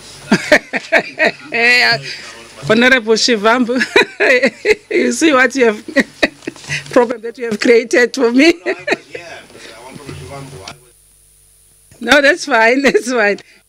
Really, yeah, no, that's fine. Honorable Singh was here earlier, and he reported to the chairperson that he has to go to the Chief Swiss Forum meeting at 10, and then he will come back. And his seat was where Honorable Nkwankwa is seated. Now he's seated over Honorable Singh. So let's allow him. Okay, but then we'll, because we have time. I'm just being generous because at least today we do have time. Okay, let's go ahead. Don't worry, Mr. Singh. I allowed Honorable Shivam to. Okay, Chair. No, I don't feel bad. I don't feel bad now, Chair. I'm very generous today. Thank you. Thank you, Chair. No, I had 12 questions, but 9 of them have been asked. So I'm not going to repeat. I've gone through. But the one deals with the guarantees. If we can be told about the guarantees and the access to funding, just if you can expand on that aspect. I believe that was not asked. We were also told in the presentation by the CEO, and thank you to him and his team, about the capex and opex reduction of 10 billion. And I want to know how will that compromise on service delivery, if at all? Because it's good to cut, but it'll compromise on outputs, and how it can compromise on outputs. On the arrear debt, Chairperson, now we always say municipalities, and we know, and we talk about Soweto. But what about government departments? The arrear debt from government departments, because those we can catch them by the scruff of the neck and make them pay. They should be able to have had that money in the budget. The last question is on transport contracts, because now we notice that coal is going to have to be transported. Now, who are these companies that are getting all these transport contracts? And transport cost was extremely high with other service providers in the past. Thank you, Chair. The other questions, I am told, were asked, and I'll listen to the answers. Thank you. This is how we are going to approach the responses. If there are any questions that have been asked by us that belongs to the financials, please park those. We'll come back to them when we've dealt with the report, because we must receive the report first and then you are able to answer. For now, we are only responding on the annual report presentation type of questions and clarifications, and then note the comments. Thank you very much. Over to you. Thank you, Chair.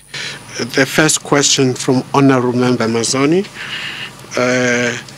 In fact, you can group the similar questions by Muzat. Group them. Yeah. It will save you time. Yeah. Okay. Thank you. Yeah. Rectifying the contract. Chairperson, Eskom, we have agreed that in particular the coal contracts that were signed in the last 3 years, we are going to review that from a legal perspective. If it was signed and contracted correctly, and not only from a legal perspective, but also from a pricing perspective. So that's the time period we're going to start with before even moving beyond that.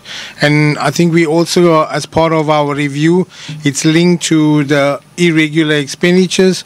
We'll also look at some of the big capital projects as a review in terms of how those contracts were entered into and signed. Thanks. Thank you. The second question was on the coal price. Is it artificially inflated? Honourable Member, I should remember that we are competing with the global market. And what has happened is during the past 2-3 years, the coal price has increased exponentially. And in fact, at some stage, it was about $102, $103 per ton. It has since come down to about $9,900 per ton. But because we breach our own contracts with some of the coal cost-plus mines, for example, they've been exporting, and some of the South Africans have been doing likewise. What we've tried to do is to mend the relationships, because we spoiled quite a lot of relationships. We've been interacting and engaging with the coal companies and apologizing where we went wrong. And we've begun to see that although the price is not exactly where we like it to be, but it's coming down a bit. But there's another competition with some of the entities that are telling us that they just want to export, that if we're interested in acquiring the coal, we should buy at their market rate, that is $99 per ton. But again, through the engagements and discussions, we've been able to at least try to bring it down. It's not exactly at the level we should it be, but it's much better than we should be. So it's more of a global market. However, I must highlight that the previous contracts that we had entered into, Some of them were questionable, like the report that came out. We are aware of that. And if and when those things happen, we do take action. And in fact, the list of, as the Honorable Mrs. Sally has indicated, of the majority of people, actually almost everyone who's in that list except one, we have dealt with those people. So we followed through. I think then what is the load shedding? 8, Schedule 8. Thank you, Chairperson. Level 1 to level 8 refers, if you go down, level 1 is 1,000 megawatts, level 2 is 2,000 megawatts, and so it goes down to 8,000. We decided to communicate last week that this is the way the levels work. And unfortunately, the message came through that there's a possibility of level 8, which is not the case. It's not the case. So maybe I need to deal, if it's acceptable, Chairperson, also with why we had load shedding on Sunday. Yeah, if I can deal with that one as well. Because of the system that is under duress, you know, it needs a lot of care, tender and care.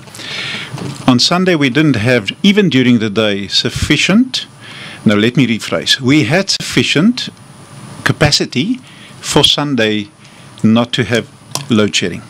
So we would have scraped through. We had another issue during the last 2 weeks, high temperatures. So that meant our consumers used, I suppose, a lot of air conditioning, etc.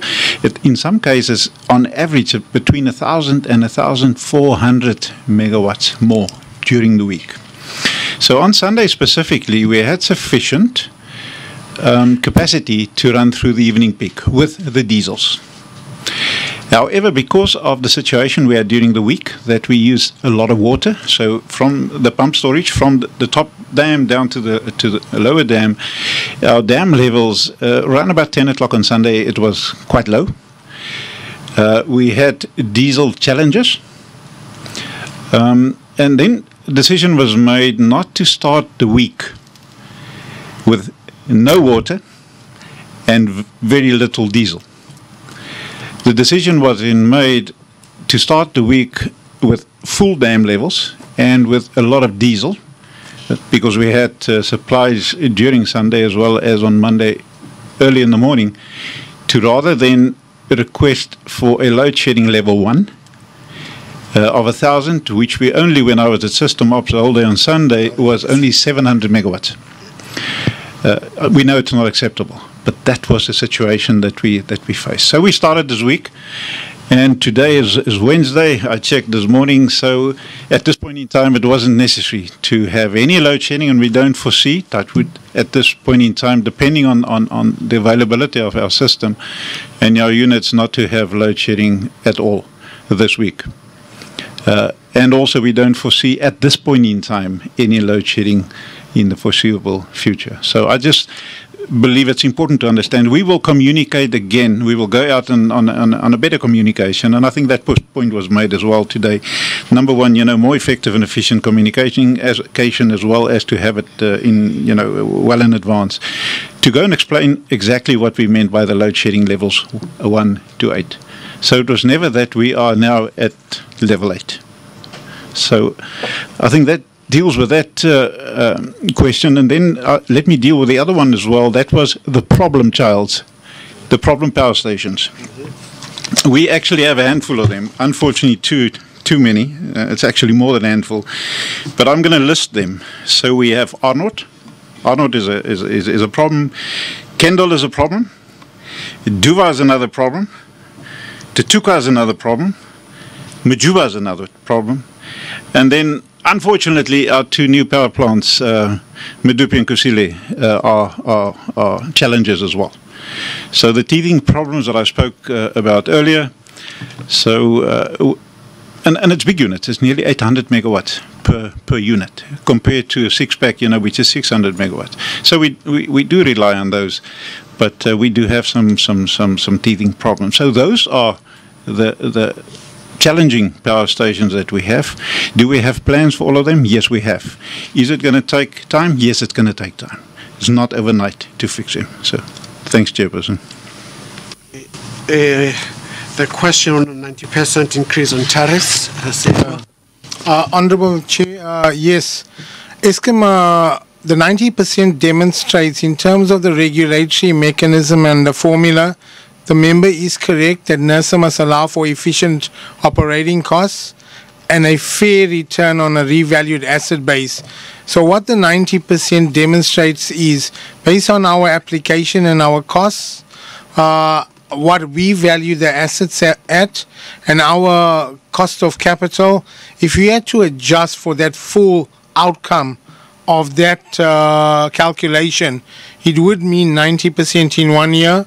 And that is why the Eskom board has made the decision in the MYPD4 application to phase in our application of 15% over the next 3 years, because we understand it's not practical to do a 90%.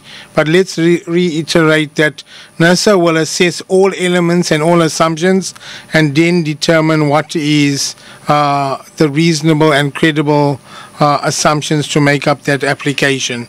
Thank you. Thank you, CFO. The second question is, when is Eskom going to be a liquid entity?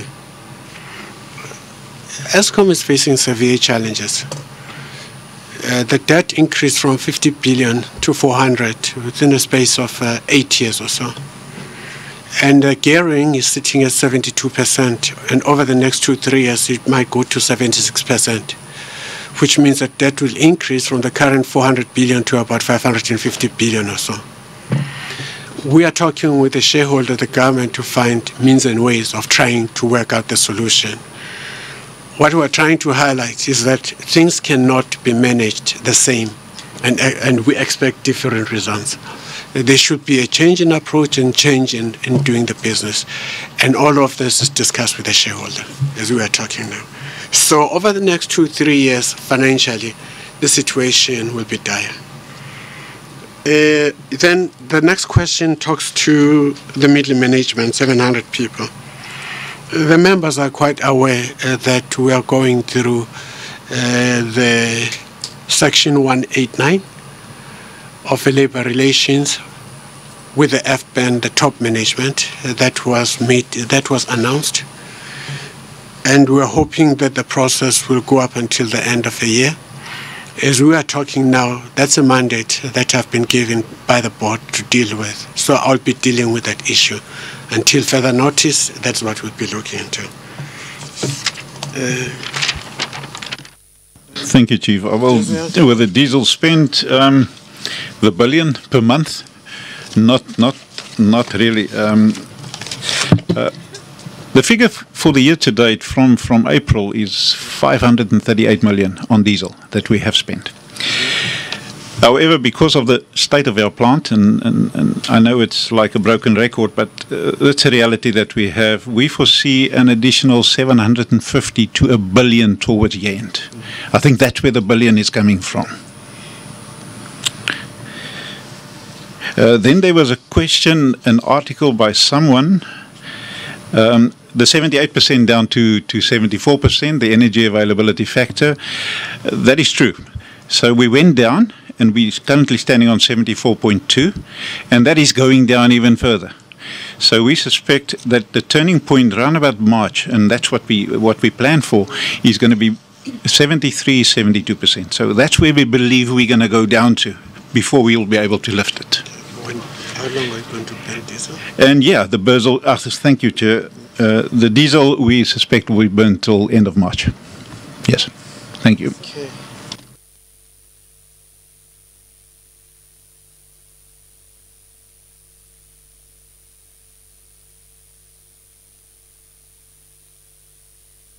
Oh, sorry. Yeah, sorry, my apologies. Yeah, it's Honorable Member Luyenge. Oh, it's good. Okay, no, thanks. He highlighted quite a number of things of what this has highlighted.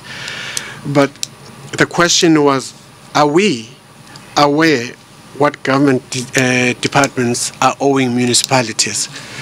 The answer is we do not know exactly what they do, because we contract the municipalities. But he did make a suggestion that maybe the committee it would be much better if the committee could invite the departments and the municipalities to hear from that. I think they would be the best people to answer that. For us, unless we are dealing with Soweto and those areas who are our direct clients, we will know then if government owes us. But we have very few government that owe us, even including the departments. The story is beyond the municipalities, we don't know, and that is why maybe they should be brought here. The plan of using prepayment cards, that's a plan. That's what we wanted to do, and it's been discussed at inter-ministerial task team. But members should note that in some areas, the communities have not been that happy about that, destroying some of the prepayment cards that we have put in. We have tried to engage with municipalities continuously. We don't just go and knock on the door and put the prepayment meters. In fact, we have deliberated with quite a different groups and numbers of committees that are representing Soweto in one form or the other, trying to entice them to look into this, even including maybe considering cutting the interest rate and looking at all other options so that they can use this. But the support has not been that great. Then the Honorable Mr. Swartjo came in and you asked us about the recovery of McKinsey, a payment of 1 billion. That others have put the interest above 100 million to 300 million. The assumption that is made by the majority of people is that 1 billion was paid in one day. It was not paid in one day. So we made the calculations, and the 100 million, is it 99 or so? 90. Yeah, 96. Yeah, is a true reflection of what they were owing us. Give an update of holding directors personally accountable. We are doing that. Our story has not only been to investigate and allow people to resign or to leave, but we go further through the court cases. The advantage that we have had, although the results have not been seen, is the partnership that we have had with the 9 groups. In our presentations we highlighted with SIU, with the Hawks, with SAPS, and one hopes that once we've collected all this information, maybe they will see the results coming very, very soon and immediately. In fact, the document that came out on Sunday that was coming from the National Treasury, that the Honourable Member Tseli talked about, we're involved in that. Some of the work was the research and investigation that had been done by Eskom. Thank you, Chairperson. The question on existing conveyors in Mpumalanga, specifically close to Arnold and Indrina, we are in the process to talk to these people, these miners. No conclusion yet. However, what I need to say, yesterday we went to on the coal issues. We went to National Treasury and asked to request from them. The one being where we have existing short-term contracts, if we can approach those miners and see if they can supply more. That was the one question and the question. The second one being that we can target in a radius in Mpumalanga some miners and discuss to them and with them and request for them, a request for a proposal for supply of coal. National Treasury came back yesterday and allowed us to do exactly those and conclude contracts depending on our own internal processes for 2 years. So these mining companies are part and parcel of this process. Thank you. Just one question from Honourable Swart. He also highlighted, Chair, that this House should try to bring in the Hawks and the SIU to hear from them as to the developments with regarding the disappointment that people have. Don't respond to that one. It's directed to myself. Yes. Okay. Thank you. Thanks, Chair. Just go. Thank you.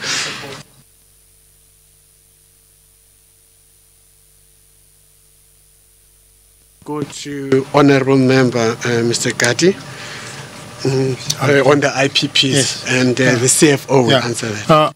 Honourable Member, The IPPs, so firstly, your comment on why it's not in the presentation. This was a summary presentation. We take note of that, and in future, we'll put a detailed slide on IPPs. But in our integrated report, the second document on page 81 for March, we did disclose at the bottom what was the IPP spend and the average cost. And just to highlight to the members that the average cents per kilowatt for the financial year 18 was 222 cents. The previous year was 188 cents per kilowatt. And the spend in March 18 financial year was 19.3 billion. What I want to highlight to the committee from a regulatory perspective, Eskom asked for a total amount of revenue to cover the costs and its returns on its assets. So as part of the costs of primary energy, IPPs costs fit into that category. So what happens then in our request of our application of, let's say, 200 billion, this 19 billion rand is included in our application. So Eskom does recover it through the tariff in terms of the methodology. If there's any under or over expenditure, Chairperson, that is dealt with through the regulatory clearing account mechanism. Thanks. Thank you. Then the question was on privatization of generation, distribution and transmission from Honorable Member Kaji. It's a shareholder's decision. You know, we are in SOE and we do what the shareholder dictates. And we will hear from the shareholder as to what is the future. There is a question on the involvement of the minister on the IPPs. The information at our disposal, we are not aware of the minister's or his family involvement at all. But I think the best department to ask would be the Department of Energy, because they have all the information with that regard. Our main job is to buy from this company. Yeah. You ask us, Honorable, you ask us about top 10 municipalities that are owing Eskom. Top 11, there are 11 municipalities that constitute 71% of the total area debt. There are 11, and they are coming mainly from 3 provinces. I will start. The biggest one is Maluti Apofung, that owes us 3.2 billion, followed by Imalahleni local municipality, which is 2 billion. And there are 2 Malahlenis in Mpumalanga and KZN. Mpumalanga, my apologies. Okay. Yes. No, yes, that's fine. Yes, yes. And Machabeng from Free State, I will say maybe. Maluti is Free State. And Imalahleni is in Mpumalanga, and Machabeng is Free State, is 1.7 billion. Ngwate is from Free State, is 1 billion. Mfuleni, Gauteng is 900. Govenbegi is in Mpumalanga, is 809. Likwa is from Mpumalanga, 630. Tabachewu is in Mpumalanga, is 488. Ditsobutla is from Northwest, is 350 million. Modimule, Limpopo, is 315. And Naledi, local municipality in Northwest, which is 268. This is as at end September 2018. Then. Thank you. The question, Honourable Murray, it's on to ensure enough diesel. We're doing whatever we can. However, we have a challenge currently, but we're dealing with that. That Petro SA in Mossel Bay is on an outage, and that outage has been slipping for weeks now. So we're only going to get some diesel from Mossel Bay, from Petro SA as from the 5th of December. However, the way we deal with that is we transport by truck, by road. The question on Kuberg, yes, I confirm. The current date is 17th of December. So we on track for that. And Honourable Member, I've taken note of your comment on the 7th. Okay. Yes, Honourable Marie, you are right. The communication. We were on Friday, and it happened on Sunday. There are a number of reasons. The intention was to let South Africans know, and it had been planned some time before.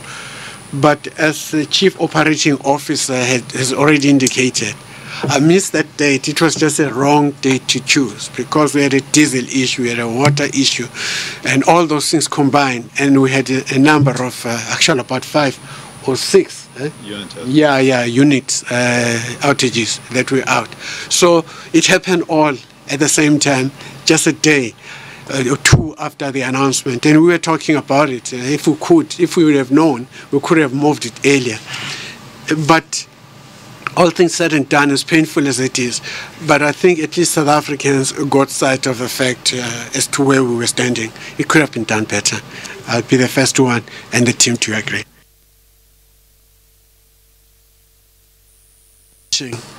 It's a valid point. It's a sad story.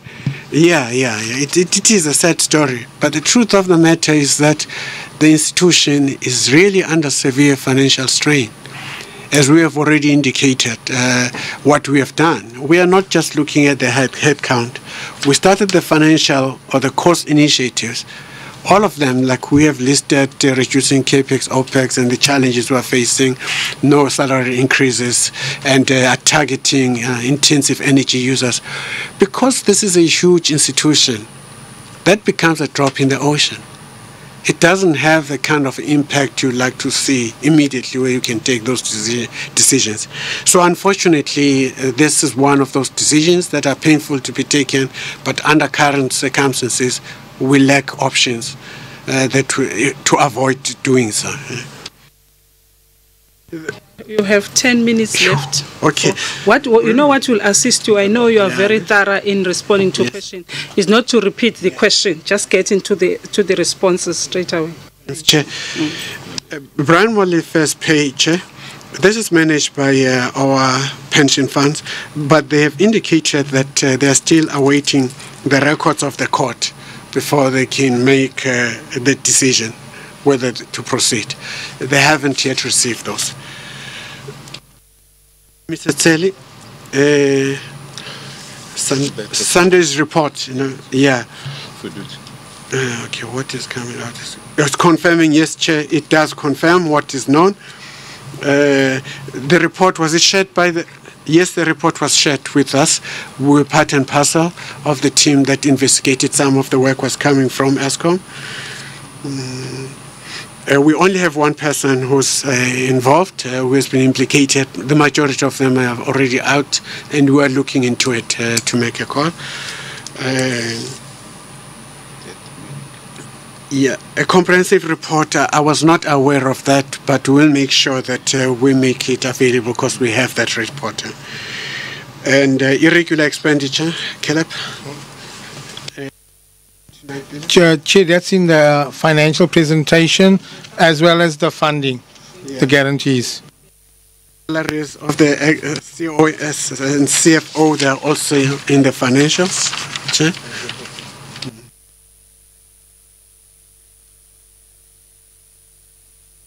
Privatization. We have already highlighted and indicated that's a decision of a shareholder. We are not the right people to answer that. I think the IPPs, the CFO has answered on those.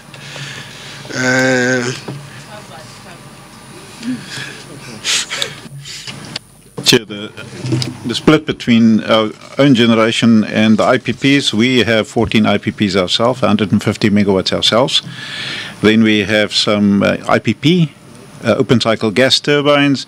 So the split is it's not a big component of the total supply, but it does help in times when we need it. The numbers, Honorable Ranter, they are for the end of a financial year. We can give you the latest. Maybe we could have indicated what has been the numbers of late. That's why they haven't changed that much previously, because we're reporting the 2018.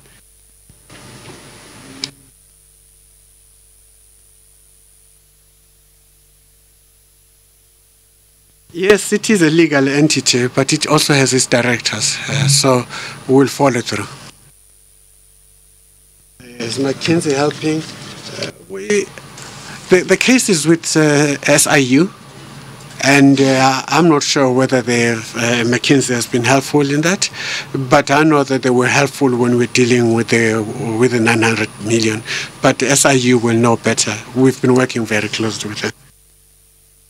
The question on lessons learned. What is said, if you look at the report of 2008 and 2013-14, when we had the network, the system problems, and if you compare to what our independent assessment of the current situation is, it is 80% the same. So I believe, so what I'm saying is I don't believe we followed through in the past on what we said we will do. So we will take those as lessons learned and make sure it doesn't happen. Follow through. The Honourable Member asked us if the IPPs do meet the socio-economic objectives. Our role, unfortunately, is to buy, and we think that the Department of Energy will be the best people to respond on that. Cases. We have spoken about that, Chair, that unfortunately the arrest should be done by the law enforcing agencies. Prepayment, prepaid meters, we have spoken about that. Yeah, what can we do with those munis that cannot pay? Don't repeat the question. I keep forgetting. Yeah. Were you a teacher before? No, we are aware. We are talking with the interministerial task team to deal with that issue, and we have a member here. Oh, what happened to her? From DPE who will have answered that. Yeah. Susan Daniel's issue, Chair.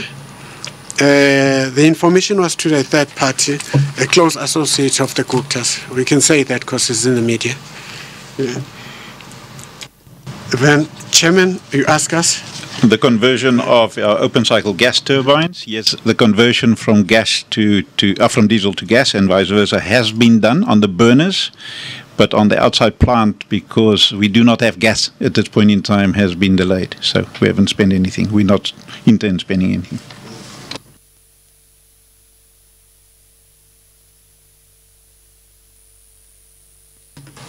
The 18 billion, Chair, excludes Soweto. If you include Soweto plus municipalities, the debt is about 28 billion. Yes. That is a challenge we are facing, but the interministerial task team is trying to look at a solution on this.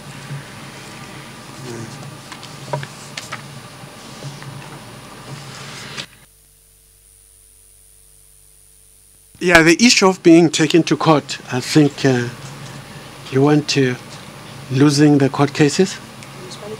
Yeah, municipalities taking Eskom to court. I can answer. But yeah, because the interministerial task team is looking into that, and we are trying to find a solution. In fact, there will be another meeting today, this evening, at about 7 o'clock, looking at the way forward.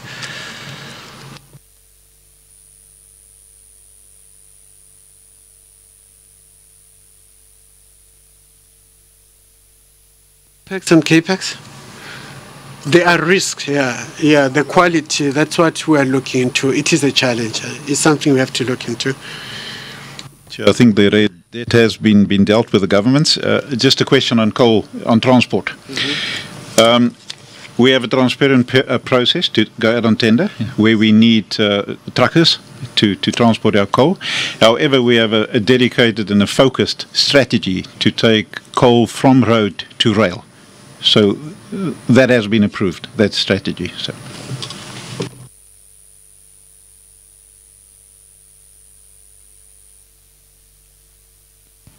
Done. Take a sip of water and then get into the financials. Chair. You know, like this quick. Wait, no. There are quick things that you must clarify.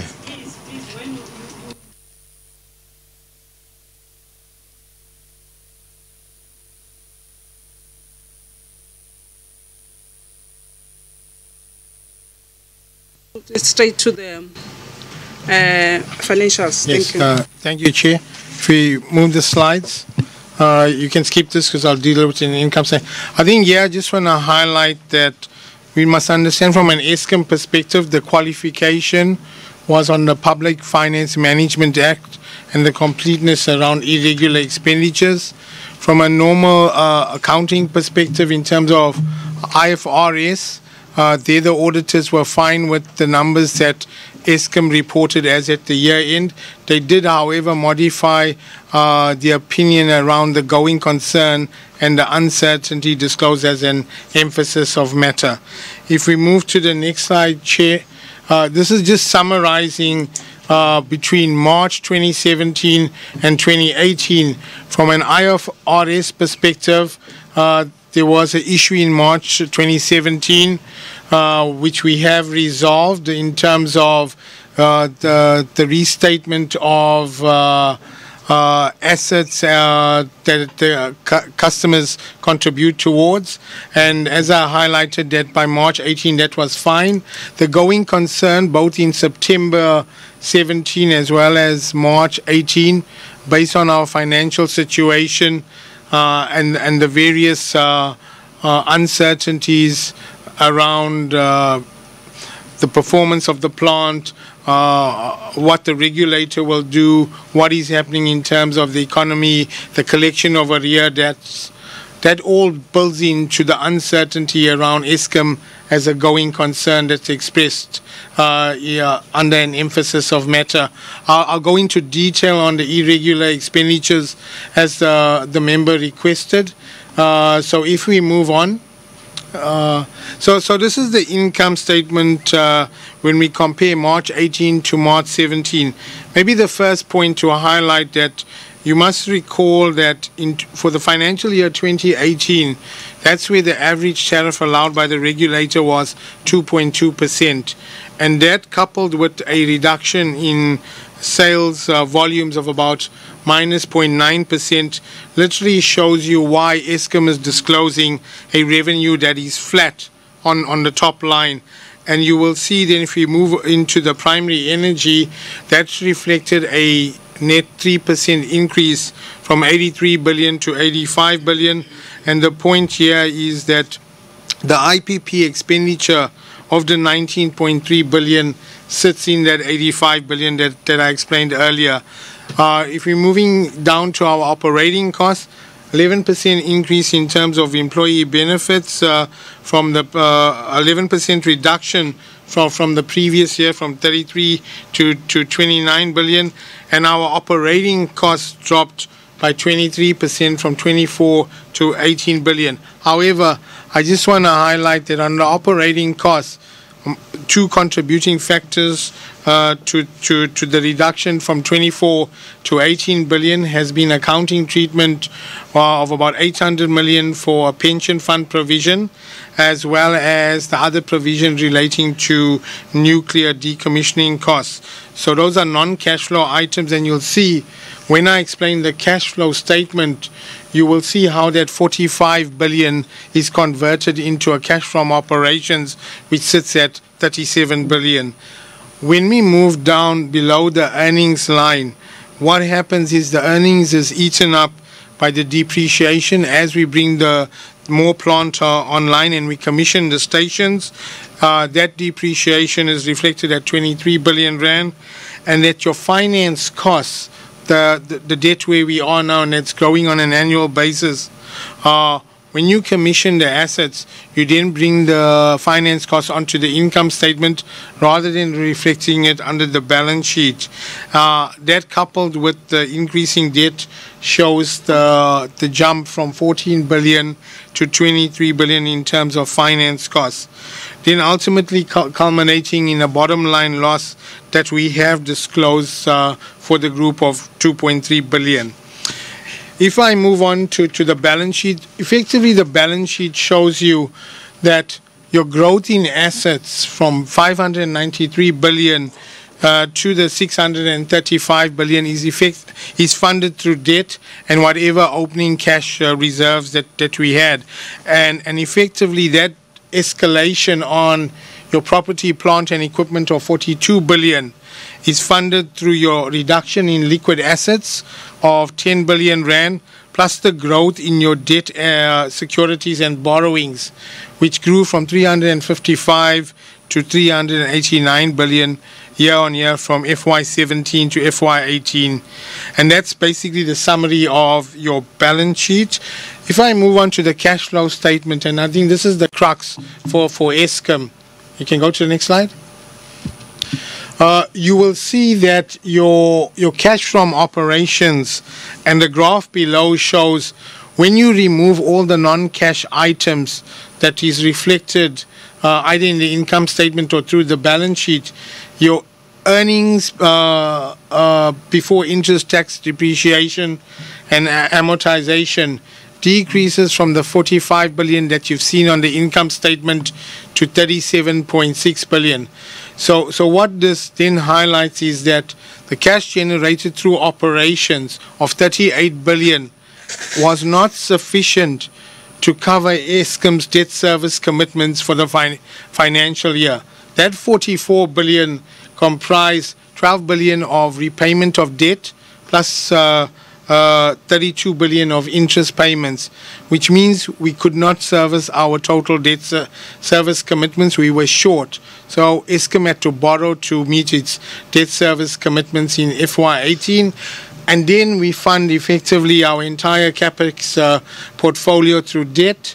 And then we raise that through borrowings, which then the 55 billion of your investments in CapEx and then your financing activities that occurred during the year leaves you with a net decrease in your cash and cash equivalents going forward. And obviously that impact of the financial performance on the income statement and through the cash flow statement is reflected in your key financial ratios, which reflect a deteriorating trend across your interest cover and your debt service cover, which shows 0.87. The point is it needs to be 1 to cover your total commitments. And as I highlighted, despite the EBITDA margin growing, there were some accounting entries that contributed to that performance. So if I think the point I just want to highlight here is that you will see that the profitability graph is showing that increasing trend. However, as a pure bottom line, it's literally showing very profits around 5 billion and then literally break even and showing a loss because of the point that I'm highlighted on the income statement. Depreciation and finance costs will swallow up whatever profits we've made, and as we commission the remainder of the units at Medupi and Kusile, further pressure will be expressed on the income statement below the earnings line going forward from an Eskom perspective. If I move on, and Pakamani spoke about the gearing, so I'll rather wait for some questions. Move on. That's just reflecting our capital expenditure. As highlighted, the members asked, does your CapEx impact on your service delivery? Where Eskom's financial situation is, yes, we had to prioritize in terms of our capital expenditure, and that is why you can see that for the financial year 2018, the capital expenditure of 47 billion. And if you look like historically in 2014, that was more like 70 billion spent. And maybe the link to the honourable member's question, the blue bars are reflecting this expenditure in terms of bringing capacity online, whatever is required from the networks as well as the generation business. And the brown bars are reflecting what is maintenance of the existing assets. And you can see that that has reduced in the last 4 years. Moving on, I'm not going to spend time on arrear debts. We've answered that, many questions on that. If we go forward, I think from a liquidity perspective and going concern, as highlighted that when you do the cash flows and it's demonstrated in March 18, auditors, investors and funders, they require Eskom to be in a position where, one, we can service our debt commitments, both interest and repayments, and more importantly, start contributing towards some capital expenditure. I think I'd just like to highlight that going forward, based on our debt we have on our balance sheet, you will see that the maturities of some of those debt repayments increase into the future, which puts pressure on Eskom's financials. The regulatory clearing account, the 32, that's what the GCE spoke about the 8 billion over 4 years. We move forward. In terms of liquidity, I think if we can go down, because I want to deal with the detailed liquidity. So on a positive side, if I look at March 18's financials and Eskom's ability to raise funds in the domestic market, the taps were effectively closed to Eskom based on the qualification and the misadministration and corruption at Eskom. Following the board's appointment in January, we've seen that domestically between January and I think as at October, from the domestic markets, we were able to raise 12 billion rand, and the rest of it comes from foreign borrowings. So as at the current status, we had a borrowing plan for this financial year of 72 billion. We've already achieved 53 billion, and we're confident that we can execute on the remaining 20 billion for this financial year. Just to touch on the change and the sentiment, we believe from what Eskom has achieved in this short period under the new management, when we went to the markets at the end of July following the release of the annual results, we were able to raise $1.5 billion, $1 billion being guaranteed and $500 million being unguaranteed. And it was subscribed about 3.5 times over. So that's a very positive reaction to where Eskom was. Getting back to the member's question on guarantees, yes, I think most of our borrowing is linked to guarantees, but 2 important points. You can see out of the 350 billion portfolio that runs to 2023, we've already drawn down 252 billion. We have committed 83 billion, and we have 14 billion rand remaining. And more importantly, those guarantees are utilized for capital projects. You can't use guarantee money to pay for operational costs. So that's an important check that's in place. And then the bottom graph is just reflecting the maturities of those guarantees between now and 2023. If we move on. So in summary, I think, yes, despite the EBITDA margin improving, I think the crux of the matter is that Eskom was not able to service its debt commitments. And that's the challenge that's facing us going forward. We must deal with our costs and reduce, and that's what we've done with the CapEx and looking to do with the OpEx. But the other element is that a tariff needs to also allow you to recover those costs and meet your debt service commitments, and that is why the approach to phasing in the MYPD4 application. Chief, if you allow me to move on, then I'll get into the big question that was raised around irregular expenditure and how did we get here. you can carry on. At the end of the day, following the qualification of March 17, we had to look at all our contracts and see whether we're in compliance of the regulations. And what we found that in terms of complete disclosure, we implemented a task team to look at it and disclose the irregular expenditure.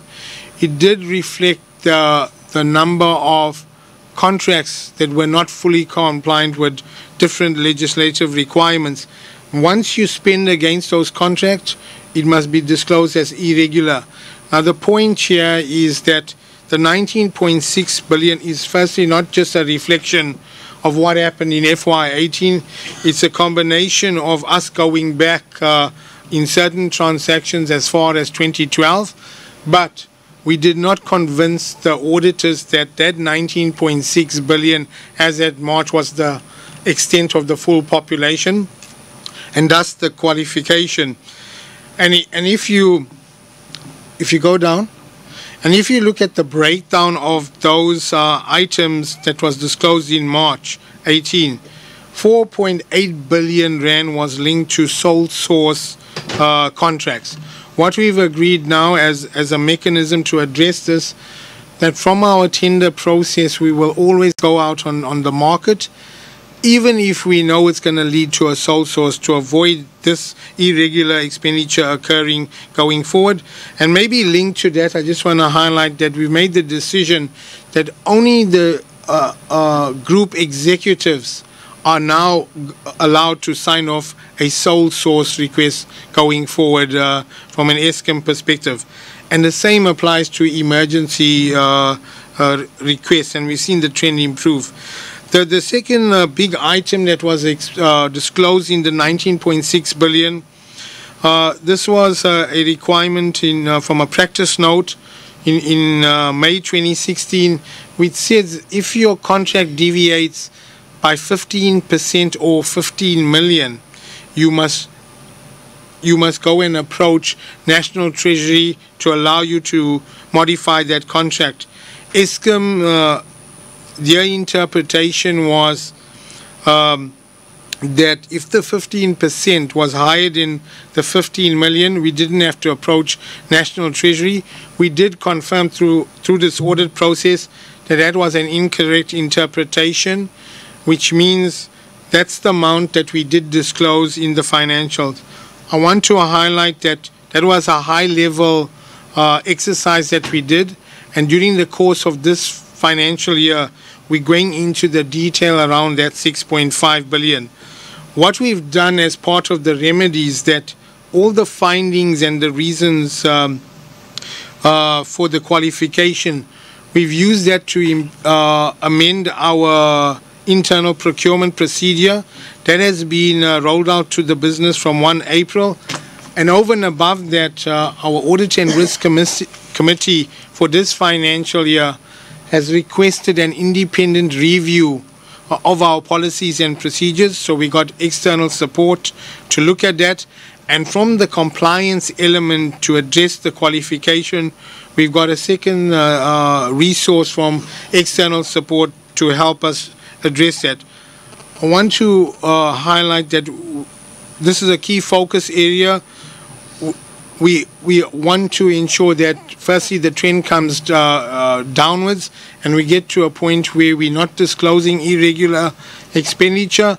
However, as highlighted earlier, there's a lot of work that needs to be done. There's over 6,000 contracts that Eskom currently has that we're working with. So yes, we will see irregular expenditure reported in this financial year. The goal for Eskom is to demonstrate now we're capturing everything and to avoid a qualification. If we go on. Chair, that's just details of what we've done. I've just verbally explained some of the key items. And on maybe, let me just touch on one or two. On the tax clearance certificates, the reason there is that if it's a foreign supplier, you need a form of exemption from SARS. And most of the irregular expenditure around the tax clearance relates to our nuclear spend for Coburg-related activities. In terms of the CIDB website, that control has been implemented, and we ensure now that everything that we go forward is presented and disclosed on the website. So if we go into the activities that Eskom has undertaken, its training, its awareness, its systems and processes. For example, we now have all our contracts in one central repository, whereas previously it was across the various business units, and we touch on cases and investigations, so I'm not going to go into detail on that. So this is just a bit more detail on why did we get here, what are we doing in terms of contract management, and maybe the only point I want to highlight to the committee, it's one thing looking at a contract from a compliance perspective. The second one now, what we're busy with as a phase 2 for this financial year, if the contract has specific terms and conditions, we call it contract in execution. Are we executing our contracts per the legislation? And maybe that's part of the review of the coal contracts and other contracts, which is the phase 2 scope that Eskom is going through. And you can see there we've got contracts, 205 contracts that are over R1 billion. To date, we've gone through about 80 of the 200 that's dealing with the contracts in execution, and we will complete that by year end. I think an important element of our procurement issues and the PFMA and the qualification is the relationship and the guidance that we've began developing with National Treasury. There's great support, but we must make sure that we work with them to address this issue in terms of avoiding a repeat qualification. And an element of that includes that where condemnations are requested from National Treasury, we have submitted, and we need to engage with them to give them the necessary information to then allow for those condemnations to be processed during this financial year. If I move on. So we can, I've talked over this, and then if we go forward, this is just a graphic of what we're doing for this financial year in terms of the recovery, and the next slides effectively reflected at a much more detailed level. So I'm not going to talk through that. You can go down. And maybe the last issue was just around reportable irregularities, and I think through the questions we've addressed many of them, so I'm not going to spend time and rather take questions. Chair, that's from my side. Thank you. Chairperson, just the one question under the financials. There was a question around executive remuneration. As part of our annual financial statements, under note 49 on... You're not responding as yet. Oh. You'll build that when you respond to questions. Thanks. Thank you so much for the presentation. I'm now taking hands.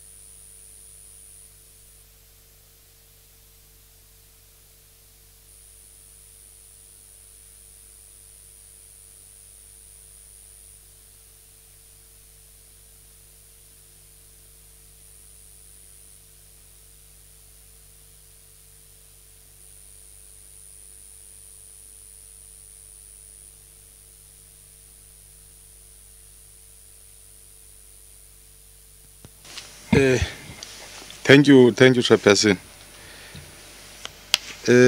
Chair, the question that I have relates first to the asset management of Eskom. Do you still have the same asset management policy and register for all Eskom assets since your takeover? If that is the case, what is the value against the assets that are being used, including the machines that are there, which some of them were claimed to be too old to be used? I'm referring to those that at the power producers. So where you have a 15-year-old machine which was supposed to have been disposed of after 5 or 10 years. And then what is the plan of Eskom to ensure that you have quality assets in order to ensure that you produce quality of electricity? Secondly, Chairperson, the third one, and let me take this. The third one is around the retention strategy. Do you have a retention strategy that is talking to a situation whereby you identify quality amongst the deadwood that you might have in this process that you are engaged in the disciplinary hearings versus the expertise that you would want to keep within the organization? Thank you. Can I indicate that we take 3 questions from each member, up to. Thank you. It's your turn. Thank you, Chairperson. CFO, I think the general consensus around South Africa is that everyone knows that things went terribly wrong at Eskom. They know it was a captured company. They know that we're trying to fix it. But what is crippling to us as a nation, and certainly to us as Parliament, is that nothing seems to be being done to the bad guys. So, for example, Brian Molefe, I've laid criminal charges against him in terms of breaches of the PFMA and in terms of poker. The previous board, I laid charges against the entire previous board because we had prima facie evidence of state capture. Mashele Koko has 2 criminal charges that I've laid against him. One of them in terms of a tender of over R1 billion that he gave his daughter. Anuj Singh, I've laid criminal charges for various issues, including the Tegeta deal, links to state capture. McKinsey and Trillion, I've laid criminal charges. Now, I can go on and on and on because there's so many charges that I've laid. Now, in all this irregular expenditure, in all of this malfeasance that you are uncovering, I mean, so we uncover it and we know that it's there, and we go to Treasury and we tell Treasury, this is what we've uncovered, this is what's wrong. Someone had to have executed it. Someone had to have signed off on it. So what do you do with this information now as CFO? What do you do when you go to your board and you say, this is who's responsible for the malfeasance, this is how it was done, this is how much money is gone? Do you go like us and lay criminal charges? I know you have laid criminal charges. Will you tell us who you've laid these charges against and where you are in terms of where those criminal charges are? Are you going to ask the Zondo Commission for permission to appear as the board and tell them about the malfeasance that you found? Because here we're not talking about small change. We're talking about billions and billions of rands that have been abused. A company that was almost destroyed. But the South African public needs something tangible to understand that we're serious about turning the corner here. And so, I mean, I thank you for your very honest and open presentation. And I understand that you are not part of the board and that you are part of the board that's coming in to try and fix the wrongs, and that it's an almost impossible mammoth task that you have on your hands. But how do we go forward in making sure that those who need to be held accountable are held to account? Because even the Brian Molefe pension issue, to think that it is still ongoing boggles my mind. Any other country in the world, he'd be sitting in CMAX. But here, it's ongoing. So please, take us into your confidence and tell us what we can expect from a board that's showing its muscle. Thank you. Honorable Shivambu, you are next. No, thank you, Chair. You know, in the 2017 report of Eskom, there was an issue said there about IPPs, and it says that Eskom suffers from an excessively wide margin of surplus capacity. And because of this, it is forced to trim down on its power generation, but it remains contractually bound to purchase capacity from IEPs, even when it doesn't need to. So the question that is the continued purchasing of power from IPPs sustainable?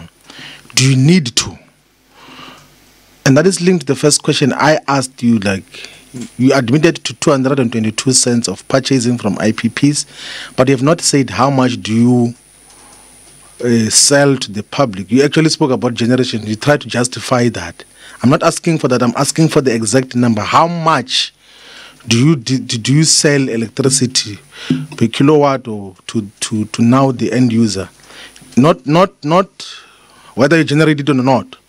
That is where we must start. And do you need the IPPs with the capacity of generating?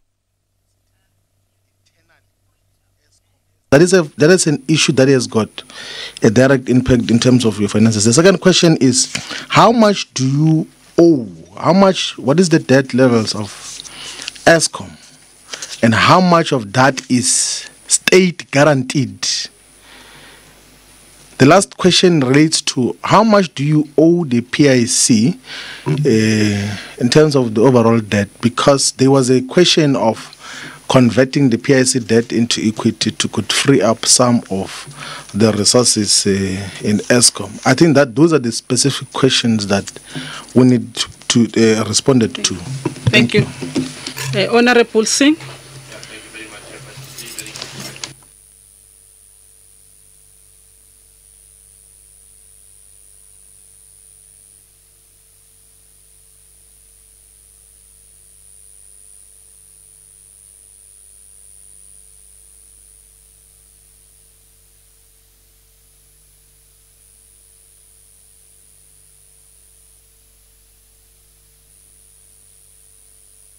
I saw Schwarzer.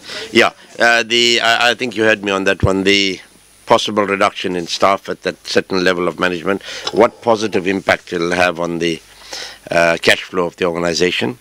My second question relates to your return on investment on your outside of South Africa coal energy sales. I mean, are we making a profit? What's your return on the investment on that? Is it a better return there than here? Because I'm trying to figure out whether you should be selling outside of us.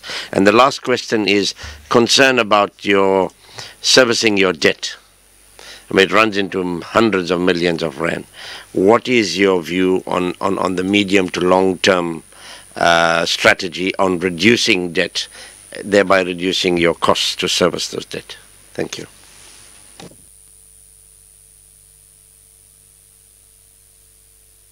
Thank you very much. Honorable Nkwankwa, it's your turn. I'm covered, Chair. I wanted to ask the question specifically about the debt. Thank you very much for saving me time. Honorable Tseli, it's your turn. Chair, just two issues. One is your from your interventions that you made from the social responsibility point of view. If you can just share with us. The last one is with regard to your 9-point recovery plan. I was looking at the aspects involved there.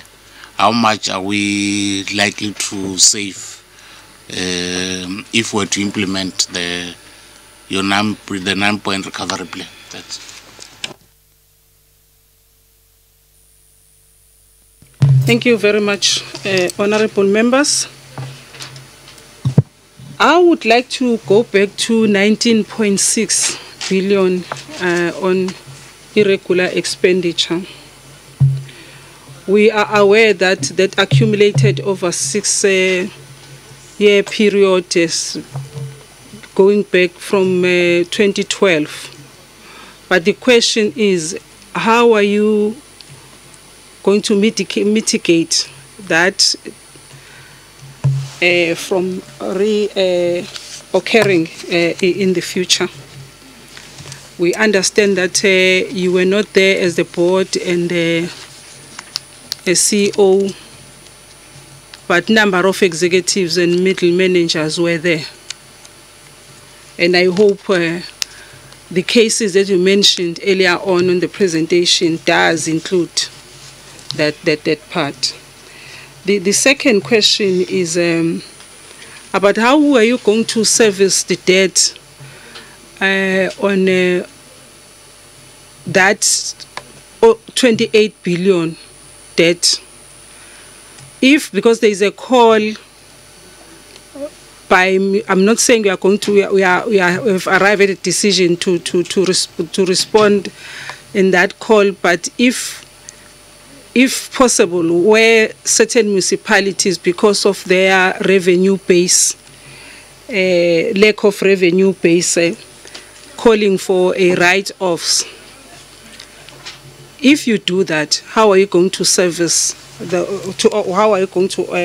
service those debts or offset that over expenditure, if I may call it that way? And also, there is a question of yourselves on your financial report, page 111. That you talk about, you've responded to condemnation. I noted the condemnation that by end of this year, but that would be the third one is that incorrect tender process applied, and you mention, and then the last part, one line, a further submission going back to inception of the legislation from December 2012 will be submitted to the National Treasury for approval. By when? Thank you. You may now respond. I hope it won't be difficult for you to allocate yourself questions. Just in few seconds, in few minutes, and then respond.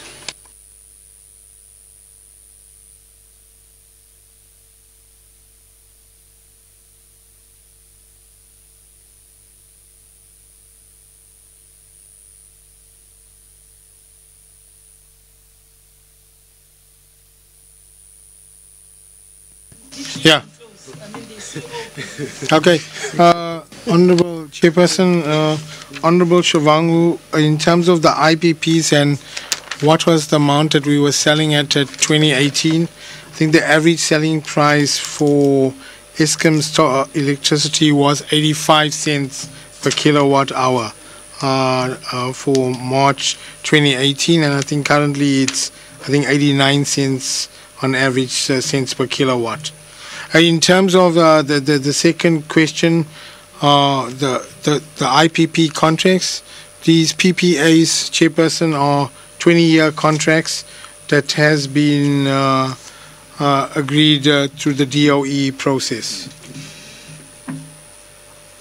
And maybe the last one I want to answer now is the question around PIC and how much debt.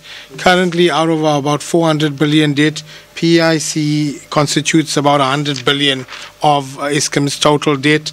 And maybe while I'm here, in terms of the guarantees, 250 billion of those of that debt is guaranteed by the state at the moment. I can just thank you, Chairperson. In terms of the IPPs as well, do we need it at this point in time? Yes, we do.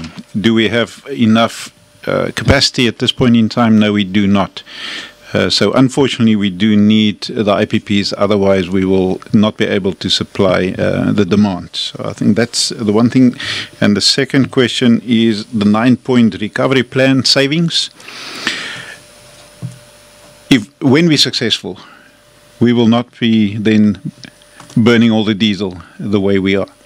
And if we can then, or when we then in a position that there is no load shedding, the savings to the country is just incredible. So I would stick to that at this point in time. I'll allow her before you, CEO. Please come in. Just on the asset register, the member left. So we have an asset register and we have a policy and we constantly improve on our processes. It's one of the controls. The asset register has to talk to the value that's on the financial statement, so there are no differences. It is a fact that many of the assets are very old because we account for it at historical values, so it's not necessarily going to reflect the market value of assets. Then there was a question on the social investment. In 2018, we invested 192 million rand directly through the Eskom Development Foundation on social activities. And then a question earlier on the director's remuneration for executives. In detail, we disclose for including the CFO and the chief exec in the notes to the financial statements, note 47. Thank you.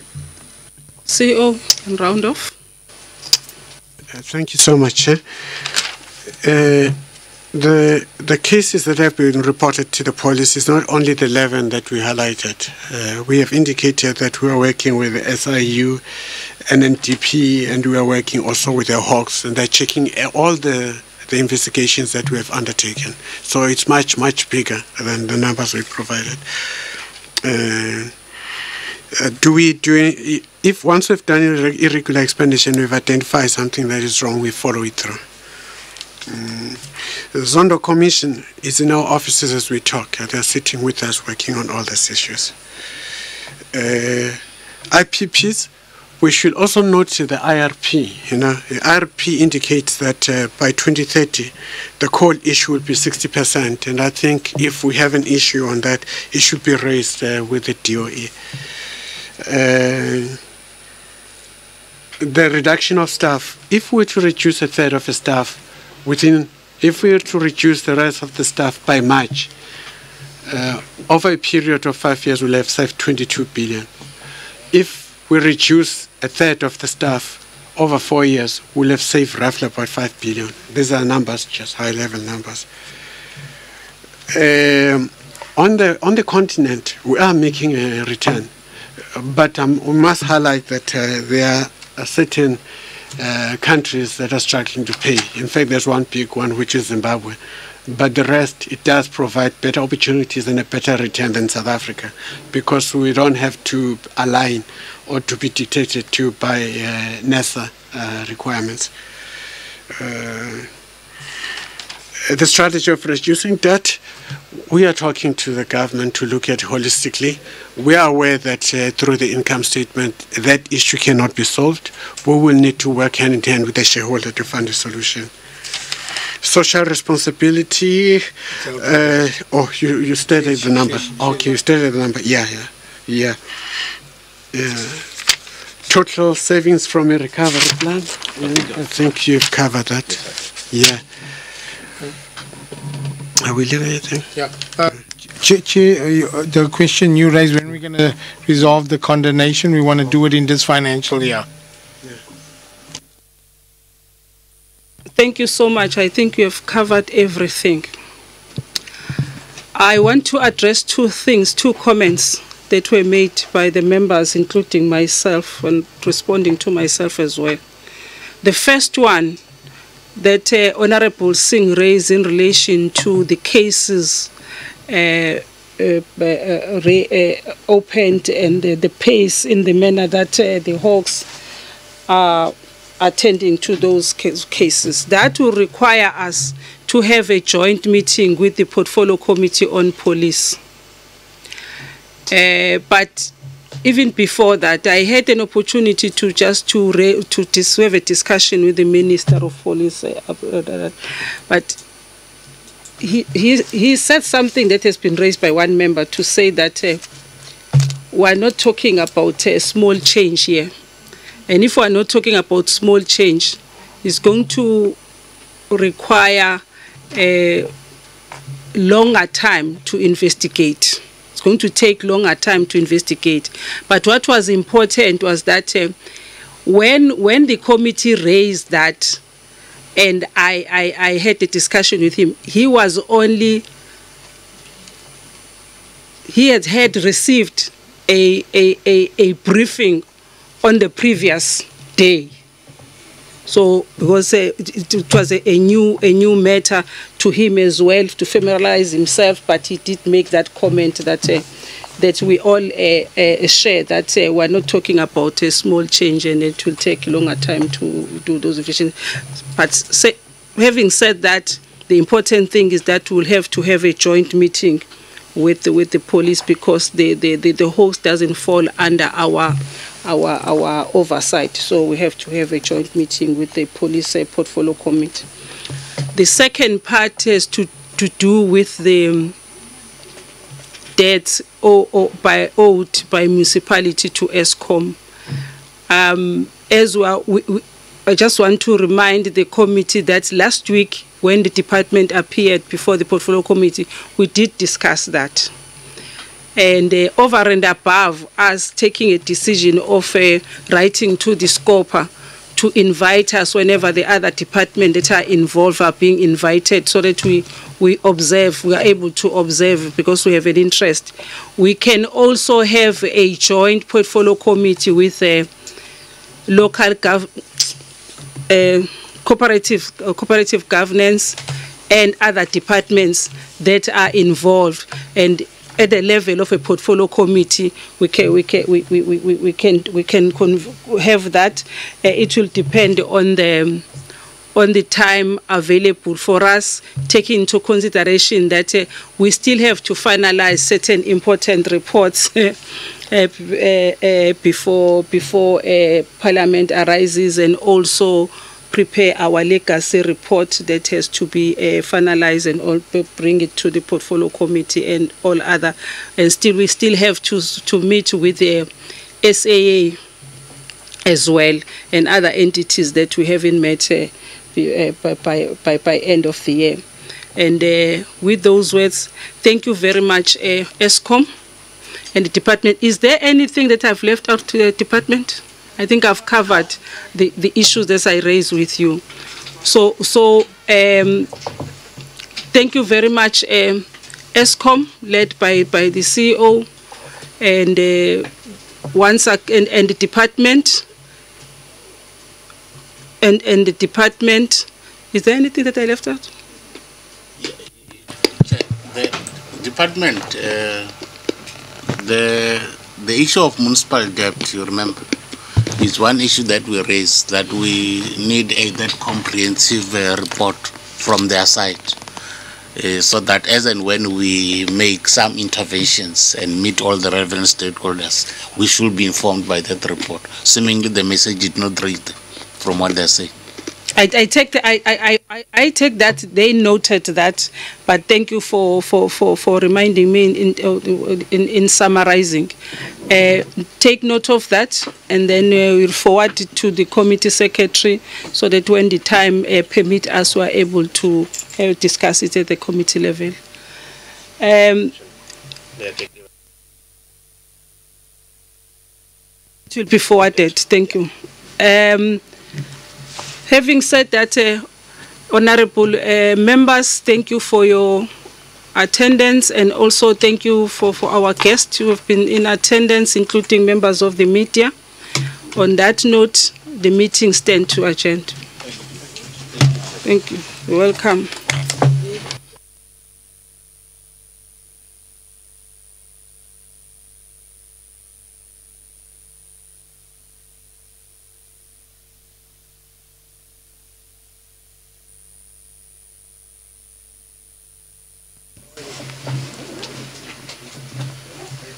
Thank you.